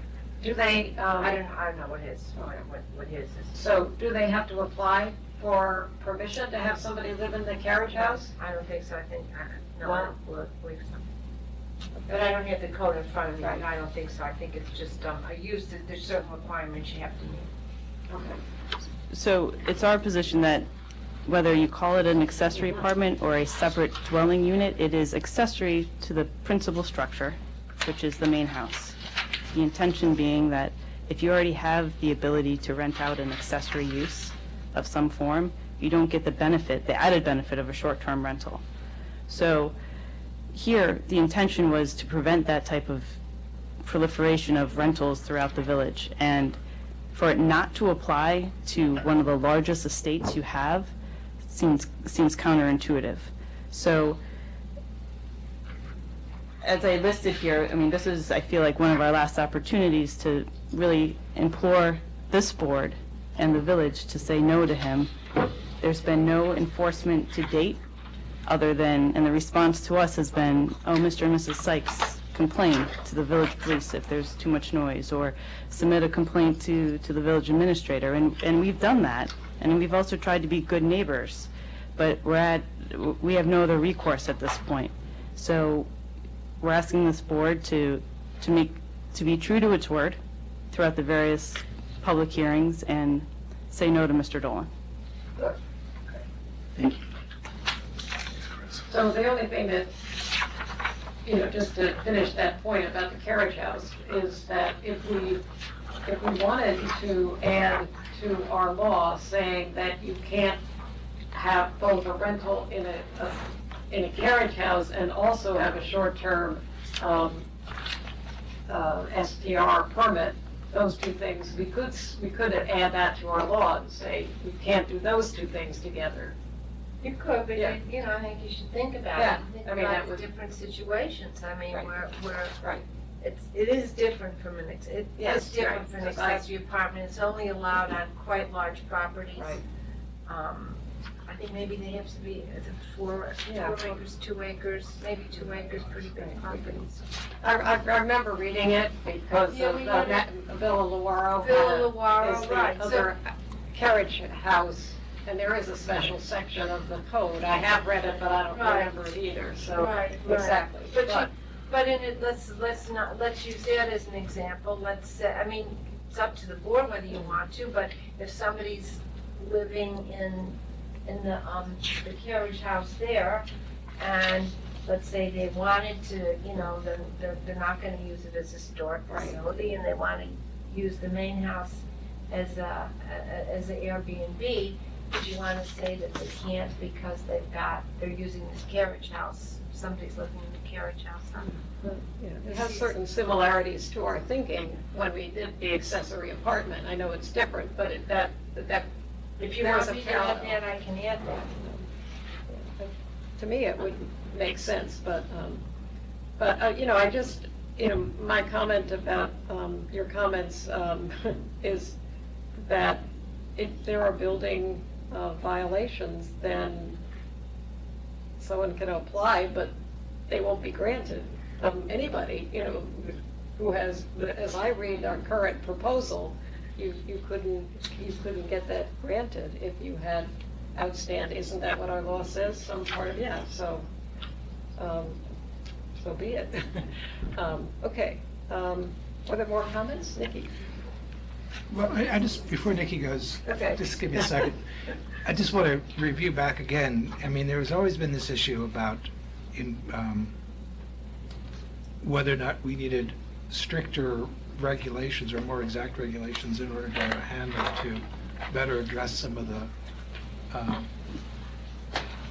Dolan issues, I guess. And I thought that was part of the reason why we were trying to, one of the benefits of defining a stricter short-term rental law was that it might give us a better handle to approach some of those kinds of violations. I don't think we were focused on any particular property. This came from the comprehensive plan. Right, and No, I thought, well, and from the very beginning, there was the restriction of not allowing special events and large parties, or whatever the wording is in the current code. That was in there from the very beginning discussions Yeah, in and the it's comprehensive plan. been a problem in other places in the village, not just there. Right. So, the short-term rentals that we're talking about are not the same short-term rentals that are happening on the Dolan property, necessarily. all right, I guess I'm just, maybe I combined a number of issues into one, but I'm trying to clarify in my own thinking what it is that has been causing the problems with proper's the wrong word, with effective enforcement against the Dolan violations. I mean, why do they keep going on? I guess that's the question that we've talked about before, but Right, we've talked about the difficulties in prosecuting and the need to have a certain level of evidence. We are going to be exploring this with a different prosecutor that you'll be hopefully hiring in the next 2 or 3 weeks. There's other ways to look at it, but that's what we've had so far, is that there hasn't been, despite the numerous printouts that you've received, there hasn't been something that we feel is something that could be prosecuted under the zoning code. you mean it's a little bit like the Mueller report? I haven't seen it, so. Yeah, but there's also a building code angle that we're looking at as well, Right. so. But I just want to clarify that this law did not spring from enforcement against anybody. Oh, I in the understand village. that. This I know law- it came And I from the think the record's comprehensive got to plan. be clear on that. This was a recommendation of the comprehensive plan to recognize that this is something, that Airbnb is something that's happening and people want it to happen, and with recognition that it should be regulated. And there was even a survey that we did in the process of the Yeah, small groups saying hugely across the whole village, what do you think of the idea of having short-term rentals? Right. And we used People that really data, wanted it. so there's a lot going on. So do we want to have Nikki, or do you want to have Mr. Moore, or do you want to have somebody else? No, I would. Nikki, why don't you finish your comment, and then we'll get to you. I just wanted to join this Yeah, conversation. you will, absolutely, yes, okay. This is Nikki. not about, it's not about. Right, so, first of all, I agree, it's really important to stress what Marianne just said, that that the development of this law is in response to wishes that were expressed in the public process, the community planning process, for the benefits that were expressed to be desired. And if you want to avoid unintended consequences of the kind, that some people may be worried about, I think you can tighten up the language to, be more explicit about, not allowing parties, and you can make that sort of more descriptive about the kind of commercial activity maybe that, you don't want to have allowed, that the residents have expressed that they don't want to have in the village, while making it possible to have the kinds of short-term rentals that you're talking about. So, We did talk about that, they came out, but what happens is when you start listing things, What you don't list list. something out and it's not in that list, that Latin expression, expressio unius, exclusio alterius, and is a real problem. So you say you can't have this, well, I don't have that, I have this, and it's So the more generic part so it's hard to imagine any of those things, any of the things that people have been concerned about that don't fit into well, that language. I don't know a lot about this topic. I looked, I was online looking at other municipalities' codes regulating short-term rentals, and I, came across, sort of some models like in Spokane, Tacoma, whatever, Seattle, about, specifically defining what commercial is and not allowing that. Anyway, can we go back to the safety and fire regulations? Because from the last discussion, I'm unclear, is this still requiring these short-term rentals to meet the standards of like sprinklers and the kinds of, so that there was some discussion at the previous meeting that I was at where,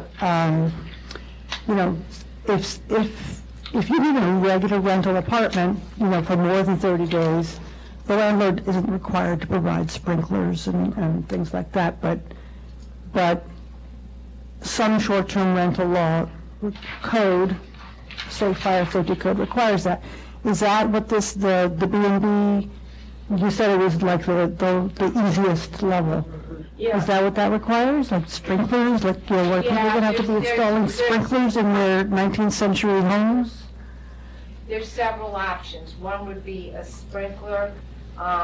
Another is a second means of egress from the bedroom. And then the other one would be an exterior ladder. Yeah, they're very, I know them, thank you. Okay. I just said I gave them to her. But, yes, they're in the bed. And the reason those kick in is if the rentals are for less than 30 days under the state building code, they're considered transient. And the closest category they have for regulating these transient rentals are bed and breakfast, so that's what the state says should be applied. Okay, so we have no way around that, because to me that would be pretty onerous expense for a lot of people, and not just onerous expense, but I can picture some people's homes, 19th century homes that, they're not going to want to mess up the decor, I don't know. But you know what, that's the law, whether we pass this law or not, it's the law. And Okay. if the building inspector decided to go out and, check all the people advertising on Airbnb to see whether they're complying, that's what the law is. Mhm. So this doesn't really change it. Okay, all right, thank you. It's a big, I think you described it well, Mary Ann, where you said that law hasn't caught up with the current economic system that we have now for these kinds of short-term rentals. And I have to say, in discussing it with the people up in Albany, they seem to recognize That that there's it's an something. issue. Some people thought people were working on it, but when I went to the code people who were supposedly working on it, they weren't, but maybe they weren't. it's something that, you know, we know you can lobby Albany for changes, and if enough people in New York State think that there's something inconsistent and doesn't make sense, and they're all scratching their heads saying this doesn't make sense, why is it less safe for you, you know, in 28 days as opposed to 31 days if you don't have a sprinkler system? There's something that defies logic there. So, but it is what it is, so it doesn't help us now. We either pass a law with whatever regulations we want, and those people who are thinking about doing it will weigh the problem of doing it or not. And we've been scratching our heads about this, just like some of you are. Connie? Yes, go ahead. Wait, just let me say one thing.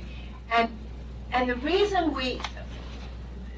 the mayor and I and the board tried to make clear at all of these meetings is that the state building code is going to apply, is so that people know that. And there's not a provision we have in the code for permitted use that doesn't say that. Our accessory apartments have to meet the state code.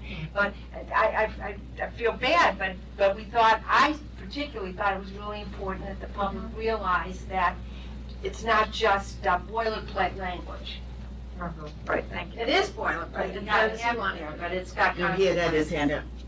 Oh, I know, but. I can stand down. I'll go after you. Okay, all right, okay, so. You have to be quick on your feet. Get on the edge, you gotta sit on the edge of the aisle. You're Peter on the edge. Bernstein, 17 North Cottonette. You know, I wanted to say, applaud the trustees. I'm on the housing committee, and this is one of a number of actions that you've taken or are about to take or working to take that are consistent with our desire to give people tools to stay in their homes when they're under financial pressure. And, and as Janice said, I think this is consistent with that, and finding the right balance, of course, is, what you've been going through. I did notice that, in response to what Nikki was talking about, you do have a provision, at least in this version, that doesn't permit the use of the short-term rentals for parties or events, and presumably, someone who's already using a short-term rental prior to the law for parties and events, the permit process, you should anticipate that they're trying to get a permit for non-permitted uses, and that seems like a way through the permit process. Since this is going to be, we know it's going to be relatively hard to enforce some of these. It's going to be somewhat self-regulating, like the idea of about 180 days, 90 of which you have to be, really going to rely on people like Leola, when she's keeping track of it, to not rent the whole house out once she or someone else has reached that. But when you have somebody who is already not operating in good faith, you're asking for enforcement problems from somebody like that. If you grant a permit, you already know that they're not using the house the way this regulation would provide, and then the other thing I would notice is, obviously, we have people who are trying to do the right thing by it, but we don't want to, at the same time, allow people who don't want to do the right thing to, get a pass. So I guess that's part of your balance too. Is how do you permit the proper use while enforcing? Doesn't give confidence to the community if we're going to pass, if we can't even enforce the worst transgressions. At least we should be able to. The marginal transgressions are sometimes hard to find, but if someone's got a big property and is having parties with live music and stuff like that, it seems like those are the transgressions that we should, have a plan to squash. So that's my comments. How do we know that when the application is made? Well, apparently there's evidence in the listings. If someone's listing their apartment as a party location, if there's pictures of them having parties on it, it doesn't seem too hard to find that. Like I said, there's going to be transgressions that are harder to catch, and those, certainly, we can't be criticized for not catching things that are hard. But when someone is actually advertising for a purpose that's not permitted, So we have to go check the sites. Well, yeah, I mean, you're gonna have Just 50, asking. yeah, you have 50 permits. It's not like you're gonna be checking sites all the time. You're getting 50 permits out. Certainly, if you looked and saw what Leola's or somebody like Leola's use is, it would be a different track than someone with a party, like that. And, that's the thing, so, I hate to, be ageist about it, but people younger than you and I, Mark, can find out incredible information sitting, the private, my daughter now, Ruby's a private investigator. She doesn't leave her office. Everything that one needs to find, they can find in cyberspace in a matter of no time, That I understand that, I'm not in charge of approving the permit. Excuse me? I'm not in charge of approving the permit. No, you're in charge of monitoring the people who are responsible for whose job it is to enforce the laws you pass. That's part of your job. So, just saying on the obvious transgressions, we don't get confidence in why have rules if you're not even prepared to enforce the obvious transgressions for I those agree rules. with you. Yeah. So So it's there's a process an applied process. Yeah, it's doable. I think for the big transgressions, it's much harder for the smaller transgressions. Mr. Moore, so patient. At the end of the night, so. Hi, Board. It's Nicholas Moore, 9 Hancock. So I want to echo what Chris has said. We feel like we've been here throughout the whole duration of the process. We've pretty much had a consistent message. I think that we have gone ahead and submitted many writings with very helpful recommendations. I think that Chris ought to be applauded for great insights. I hope that you thought it was helpful in terms of the things that we suggested, how to make the law better, how to specifically address some of these, quote, bad actors, maybe tightened up some of the regulations and the enforcement issues. We really hope that if this permit for 2 Clifton comes before you, that you will deny it, folks. We've talked about this ad nauseum. We're tired of seeing me here. We're tired of being here. We've submitted extensive writings, proper writings, well-written writings, carefully documented writings, exhibits, time and time again in the record. We don't want to go ahead and take the next step. We don't want to seek outside judicial intervention in order to go ahead and ask a neutral third party. You don't want to hear threats. I don't want to make them. But folks, we do feel really strongly about this, and we have tried to be respectful, and we've tried to be careful, we've tried to be polite, and we're at the end. So thank you. We appreciate your input. Folks, any questions for me or disagreements with my perspective? Mark, Larry? I'm hoping the permit process the actual process itself is well considered, that's all. Okay. Yeah, well, my comment, to everybody really is that as the permitting process is written, I certainly see us following the steps that are there. I don't see why we would ignore any part of it. Right. It's as serious to us as it is to you, believe me.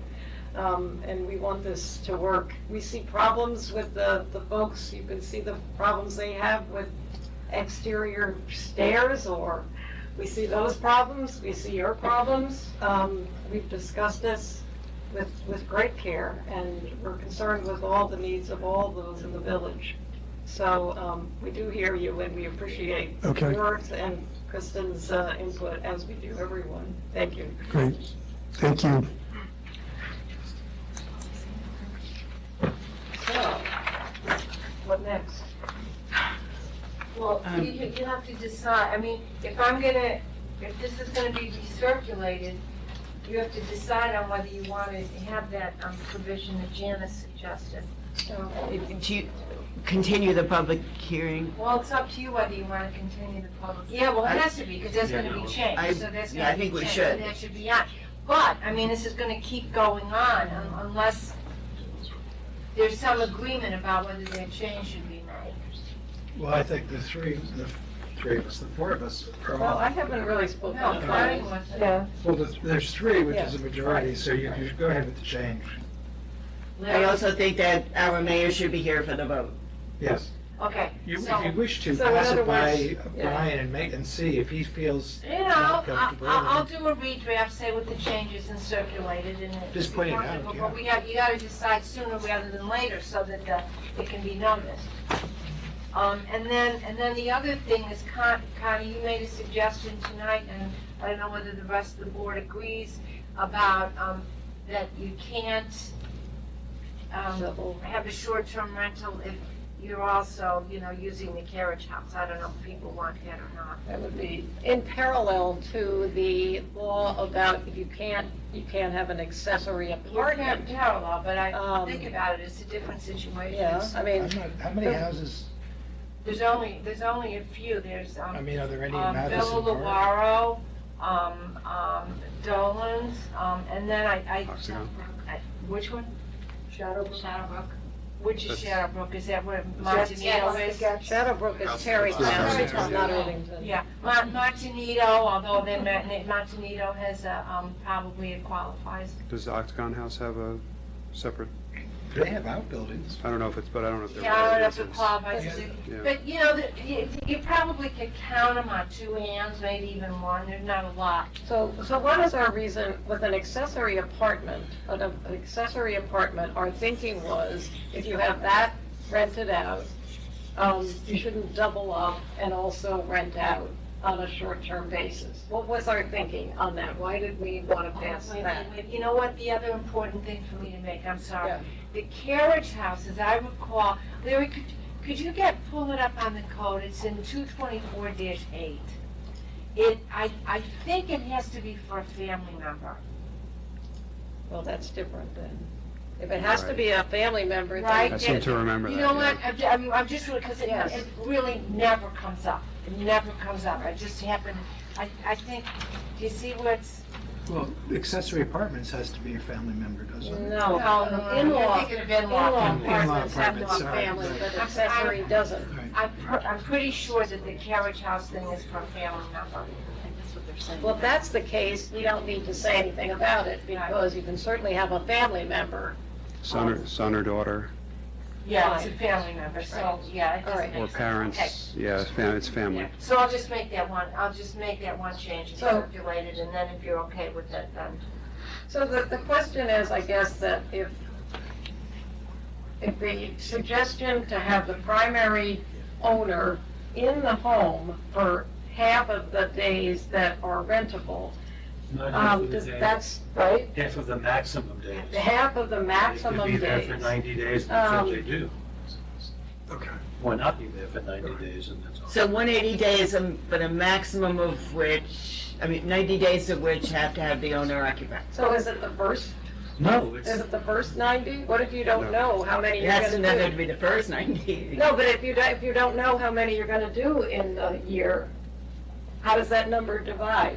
No, it doesn't It divide. doesn't divide. No, you're, You start, You can do whatever You you get want more and until you more reach 90. You get more and more And you can't constrained do as you that. go, yeah, exactly. Right, that's right. so if you happen to be in your house some of the time, you don't happen to be, I see it as hard to understand on everybody's part as well as how to enforce. So I just wonder if it really makes people who didn't like the 180 days greatly feeling much less threatened, which is your intention, but I don't know if they end up feeling better about That's it. what I said. Right, how do you feel better But it's about still a it, good just intention. because that person is there? Interestingly, I do recall when I was looking at short-term rental laws around the country, there were a couple, I think Madison, Wisconsin, there were a couple that did have limits on how many days you could rent it out if you weren't there. But pretty much if you were there, you could rent it out as much as you wanted, but if you weren't. So there is a distinction. I thought it was, it's different than what you're proposing here, but there is a distinction made.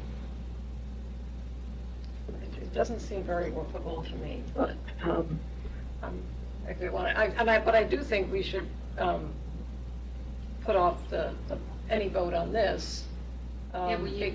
Anyway, just because, partly because Brian isn't here, and partly because, I'd just like to see the language and how that's written out, and see if anybody else has public comment about that change. And then hopefully at the next meeting, we can vote on it, my personal opinion. So we will end the public hearing for tonight and carry it over until the next meeting. Nikki?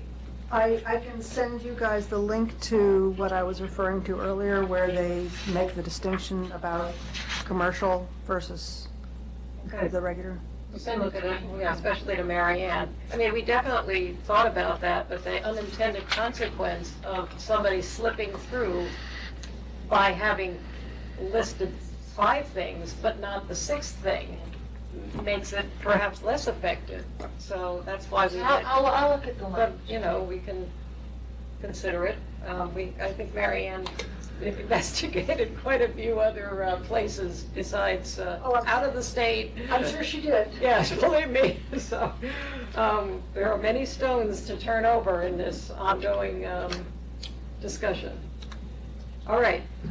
Are we ready to go on to the next agenda item now? Anyone else have anything else to state? Okay, thank you. Approval of out-of-town travel for IASC. That section.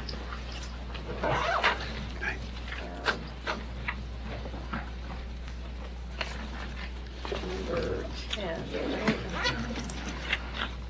Okay. Resolved to approve the out-of-town travel for Joe Artino and Lisa Tumany to attend the Alcoholism and Substance Abuse Providers of New York State, Inc. conference from April 8 to 9 in Albany. The cost not to exceed $1,200. Does that go out of their grant? It's covered Yeah, by the grant, okay. yeah. But why are we approving it if it's in there? We don't Because, approve all the grant expenditures normally. No, but we do, just as a matter of course, we have you approve any out-of-town travel requests.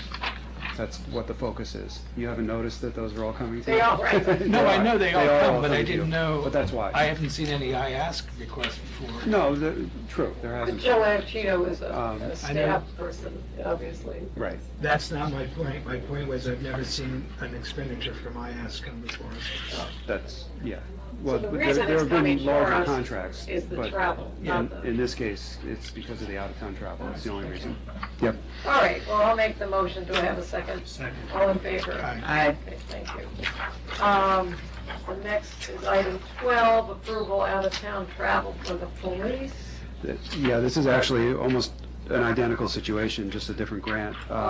So there's actually a requirement for the federal grant that we're receiving for the purchase and equipping of body-worn cameras. That we'd received a relatively small grant of $30,000, but part of it requires 2 members who are administering the grant to attend training, and it's in Arlington, Virginia.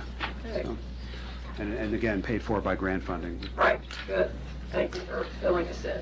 Resolved to approve the out-of-town travel for Police Chief Cerrone and Sergeant Pignatelli to attend the 2019 Body-Worn Camera Training and Technical Assistance National Meeting, April 9 to 10, Arlington, Virginia. Cost of the conference not to exceed $1,400. I'll make the motion. Second. And all in favor? Aye. Thank you. So Mary, do you have a notion of what each individual body camera costs a village? No, Oh, okay. I don't. We don't know that yet. No, not yet. It's actually, the cost of the equipment is not that great. The bigger issue will be the maintenance, yeah, exactly. And so that's got to get worked into the budget at some point when they're deployed. All right, number 13, volunteer appointment to the Green Policy Task Force. Resolved to appoint the following volunteer member to the Green Policy Task Force with a term to expire December 2019. Jessina Sariel. Any comment on this? We have Green Policy members here. Yes? Welcome, yes, and Okay. I'll make the motion. Do I have a? Second. Yes, good. Second, and all of yes, okay. Say, Yes, yes. all right. Thank you, all the volunteers who are stepping up to the Green Policy Task Force. Approval of 2018 Village of Irvington Volunteer Ambulance Corps Service Award listing. Okay, is there anything I need to know about this, Larry? Yeah, so just, this is partly an ordinary request and partly one unusual request. So the ordinary request is that every year you do approve the listing of points that are earned by the various volunteer members of the ambulance corps. You just did this, I think, for the fire department Right. recently.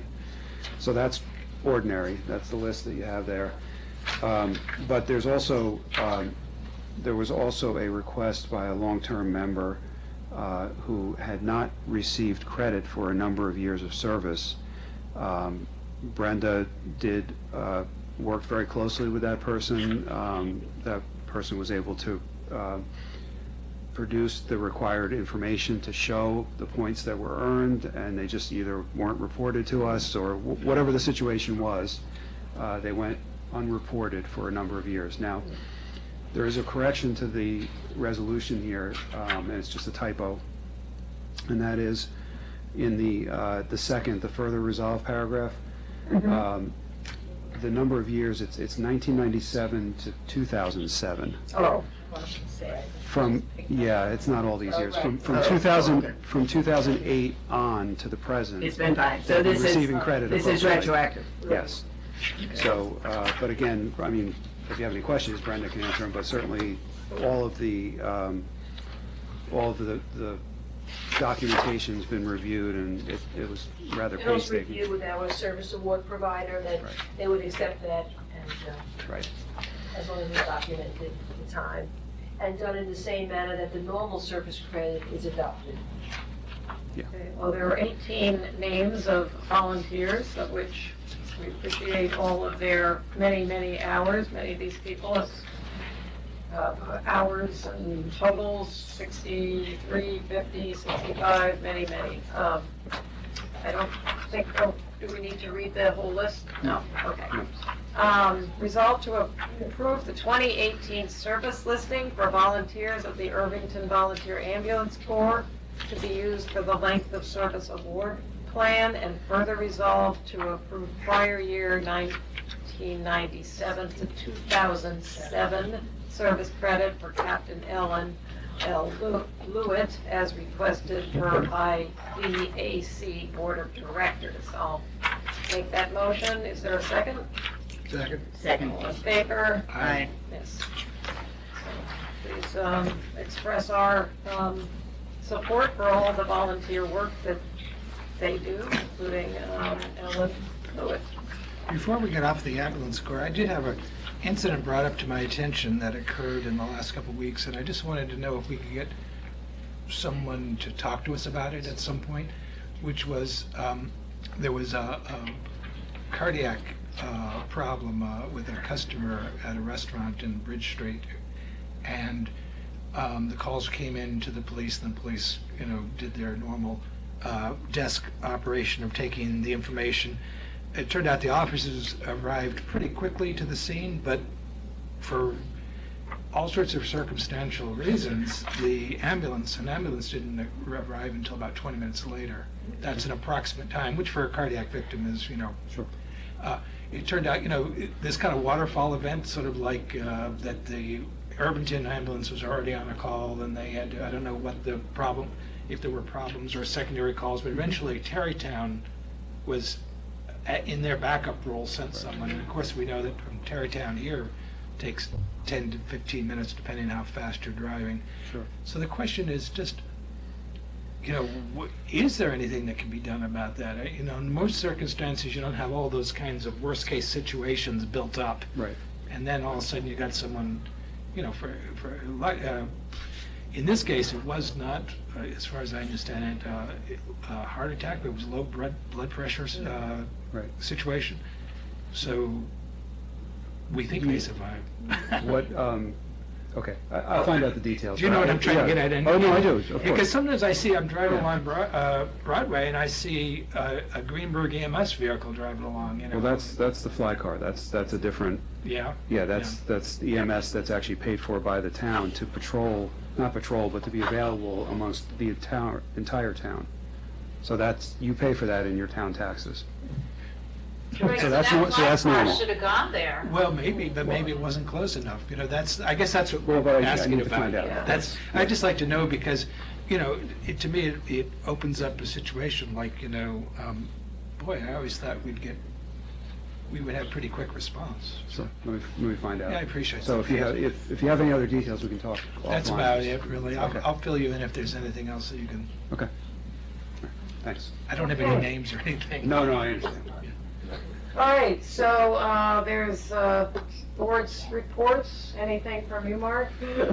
No, everything is swimming. We just Okay. have a new JPTF member. Yes, I see that. You've the been tree- recruiting for years, and look what's happened. Too much. Tree Commission is working on with DPW with some sort of, for something for Arbor Day Oh, planting. yeah, good. So, and they're working on the, you know, the tree wells on Main Street, so Yeah. forth. All those things are all Busy as going on usual. swimming. Yeah. Yeah, swimmingly, yeah.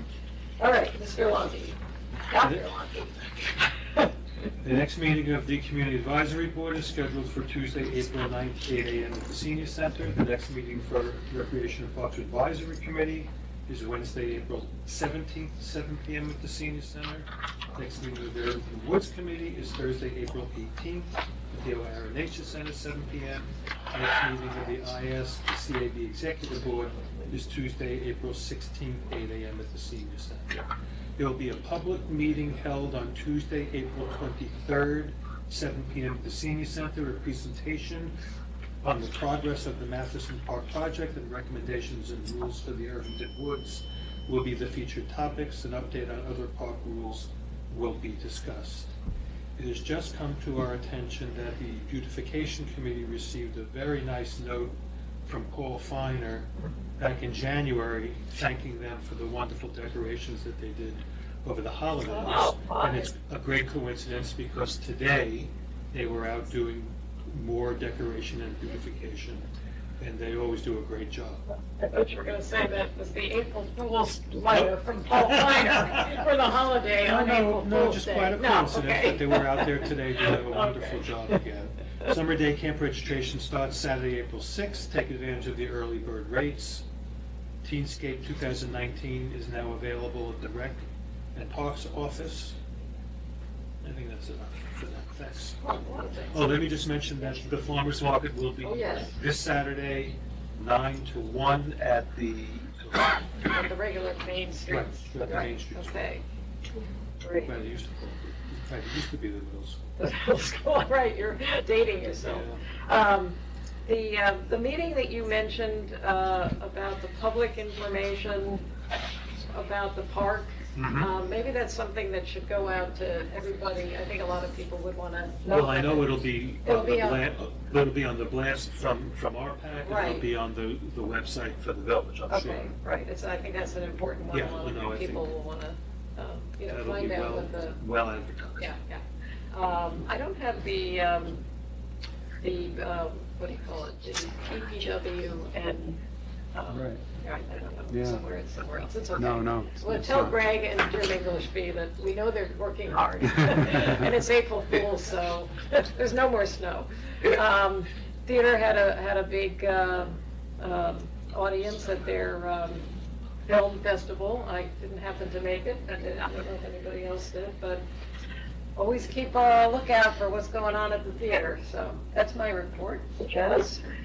I will start with another dramatic event. Connie brought to my attention that the middle school invites seniors to the dress rehearsal of their plays with a pizza party in advance.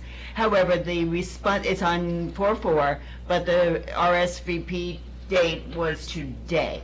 They do this apparently with all their shows, and it's probably possible to still get in, If you're a but check senior. with the middle school. No people. For the village court, 70 charges received between 2/28 and 3/31, and 141 charges disposed. Again, the vast majority vehicle and traffic. And the total was remitted to the state controller, $22,588.50. For the library, this Thursday at 7 p.m., author Peter Stark will read from and discuss his new book, Young Washington, How Wilderness and War Forged America's Founding Father. Rosemary Gatzik will lead the Q&A after Mr. Stark's reading, and books will be available for purchase and signing. On Sunday, the library and the Historical Society join resources to present Chocolate, the Hudson Valley History of Our Favorite Confection, a talk by Peter Rose, food historian, Sunday, April 7th at 3 p.m. in the program room. And for the fire department, Irvington volunteer firefighters responded to 83 calls for fire and rescue to date, and responded and distinguished a building fire on Sunday, March 10th on Blueberry Hill. Everybody made it home safely. That's the most important thing. We also responded to Sleepy Hollow for a large fire on March 7th. Department training, Tuesday, March 5th. Skill certification, Tuesday, March 13th. Rope rescue, low-angle rescue training, and Tuesday, March 19th, large area search. Okay, thank you. Let's see, Brenda, anything else? Brian, anything else? Larry? So, two items. Last week, a few of the staff members met with some representatives of Con Edison. The topic, there was a couple of topics. One topic was how their responsiveness or lack of responsiveness to performing permanent patches on dug-up roadways. Obviously, we're not talking just about Main Street here. That's a whole different project in and of itself, but just patching of their excavations in general around the village. So it was actually a very productive meeting, and we'll be putting a set of kind of standard guidelines on how roadways need to be repaired, the proper way to repair them, and the timeliness of those repairs. So there'll be they actually encouraged us to put everything in writing rather than yelling and screaming every time, which is usually the way it happens. So we'll see how that goes. We also did touch on the restoration of Main Street, and over the next couple of weeks, they're going out and surveying the areas that they will be offering or recommending for repaving. We probably will have some disagreement over that, but we'll continue fighting for proper restoration of all of Main Street from Ferris on up to Broadway. And I don't know the timing yet. We're still at the initial stages of just deciding what's going to be repaved as opposed to when. So we'll be working on that next. The last thing is we met with the contractors that we're using to do the installation of the brick crosswalk at Heritage Hill, which I know you've heard about for a number of years. If you recall, the state had gone back and forth on allowing that brick in Broadway. They insisted that it wouldn't be allowed, which we were disappointed about, and at the same time they were forcing us to upgrade the pedestrian signals that are there to more modern standards, which include for hearing impaired and visual impaired, and a series of upgrades. So then we were in the position of now having to upgrade the signaling and not getting what we wanted in terms of a crosswalk. So we then pressed the issue further, and ultimately they did approve it. It was at the end of the summer when they finally approved that, so we couldn't do it while school was out. But we have all agreement from our contractors to start that on July 8th, which obviously is after school's out. The school's aware of it. Broadway will lose a lane, possibly two, during that time period, but it won't be complicated by the fact that school's in session, so. So we're doing an aqueduct style, Yes, and that's been funded. yes. You already funded it long I don't ago. remember. I thought, You did. It's been getting the approvals from the state, which has been That's very the Heritage Hill one. As far as the Broadway Main Street intersection and things that we wanted done there, That, well, the upgrade of that intersection is part of a state project to address a number of intersections Yes. along Broadway, and that's one of them. So but that's not to get brick no. in that crossover. That's to realign the crosswalks and put the proper signalization and lighting and all of that for that intersection. So that's, Is Harriman Road on that list? I don't think so. Yeah, I don't think so. I mean, I could check, but Yeah, it's a shame. I know. It's a dangerous crossing. yes. I can check. As it turns out, our engineers that we hired through a public process for Station Road and for the Main Street intersection work are the same engineers that are in charge of the Broadway intersection project, so we can pick their brains and find out. Throw another one in Yeah. there. But yeah, we'll have to look at Throw that. it in. Okay, No one knows. That's it. so, action, do we have action items? Yeah, a few. Oh, was there more public comment? Sorry, no. Yes, Just super Okay. quick, I just want to commend Larry and Brenda and all the board on the budget. Oh, yeah. Amazing work, and to Thanks. be able to keep it so level, and good job. Couldn't have been easy. If you could look at my budget for my household, I'd do the same. Thank you, we'll Peter. get you a brick crosswalk. Right in. So as far as action items, well, certainly there's a few items that we'll be considering at the work session. I have, taken note of those, to schedule those. We need to get back with some budget and a plan on watering for Main Street, and also I'll follow up on the ambulance incident that thank you, appreciate it. Mark brought up. Just the mechanism, the process, the waterfall that is in place now, rather than focus on that No, but specific event. I am interested to see what happened, but Yeah. yeah.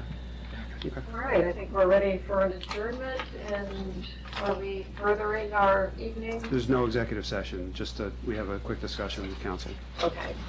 right? So you can just adjourn. I move to adjourn, yes, okay. All in favor? Yes, okay, thank you.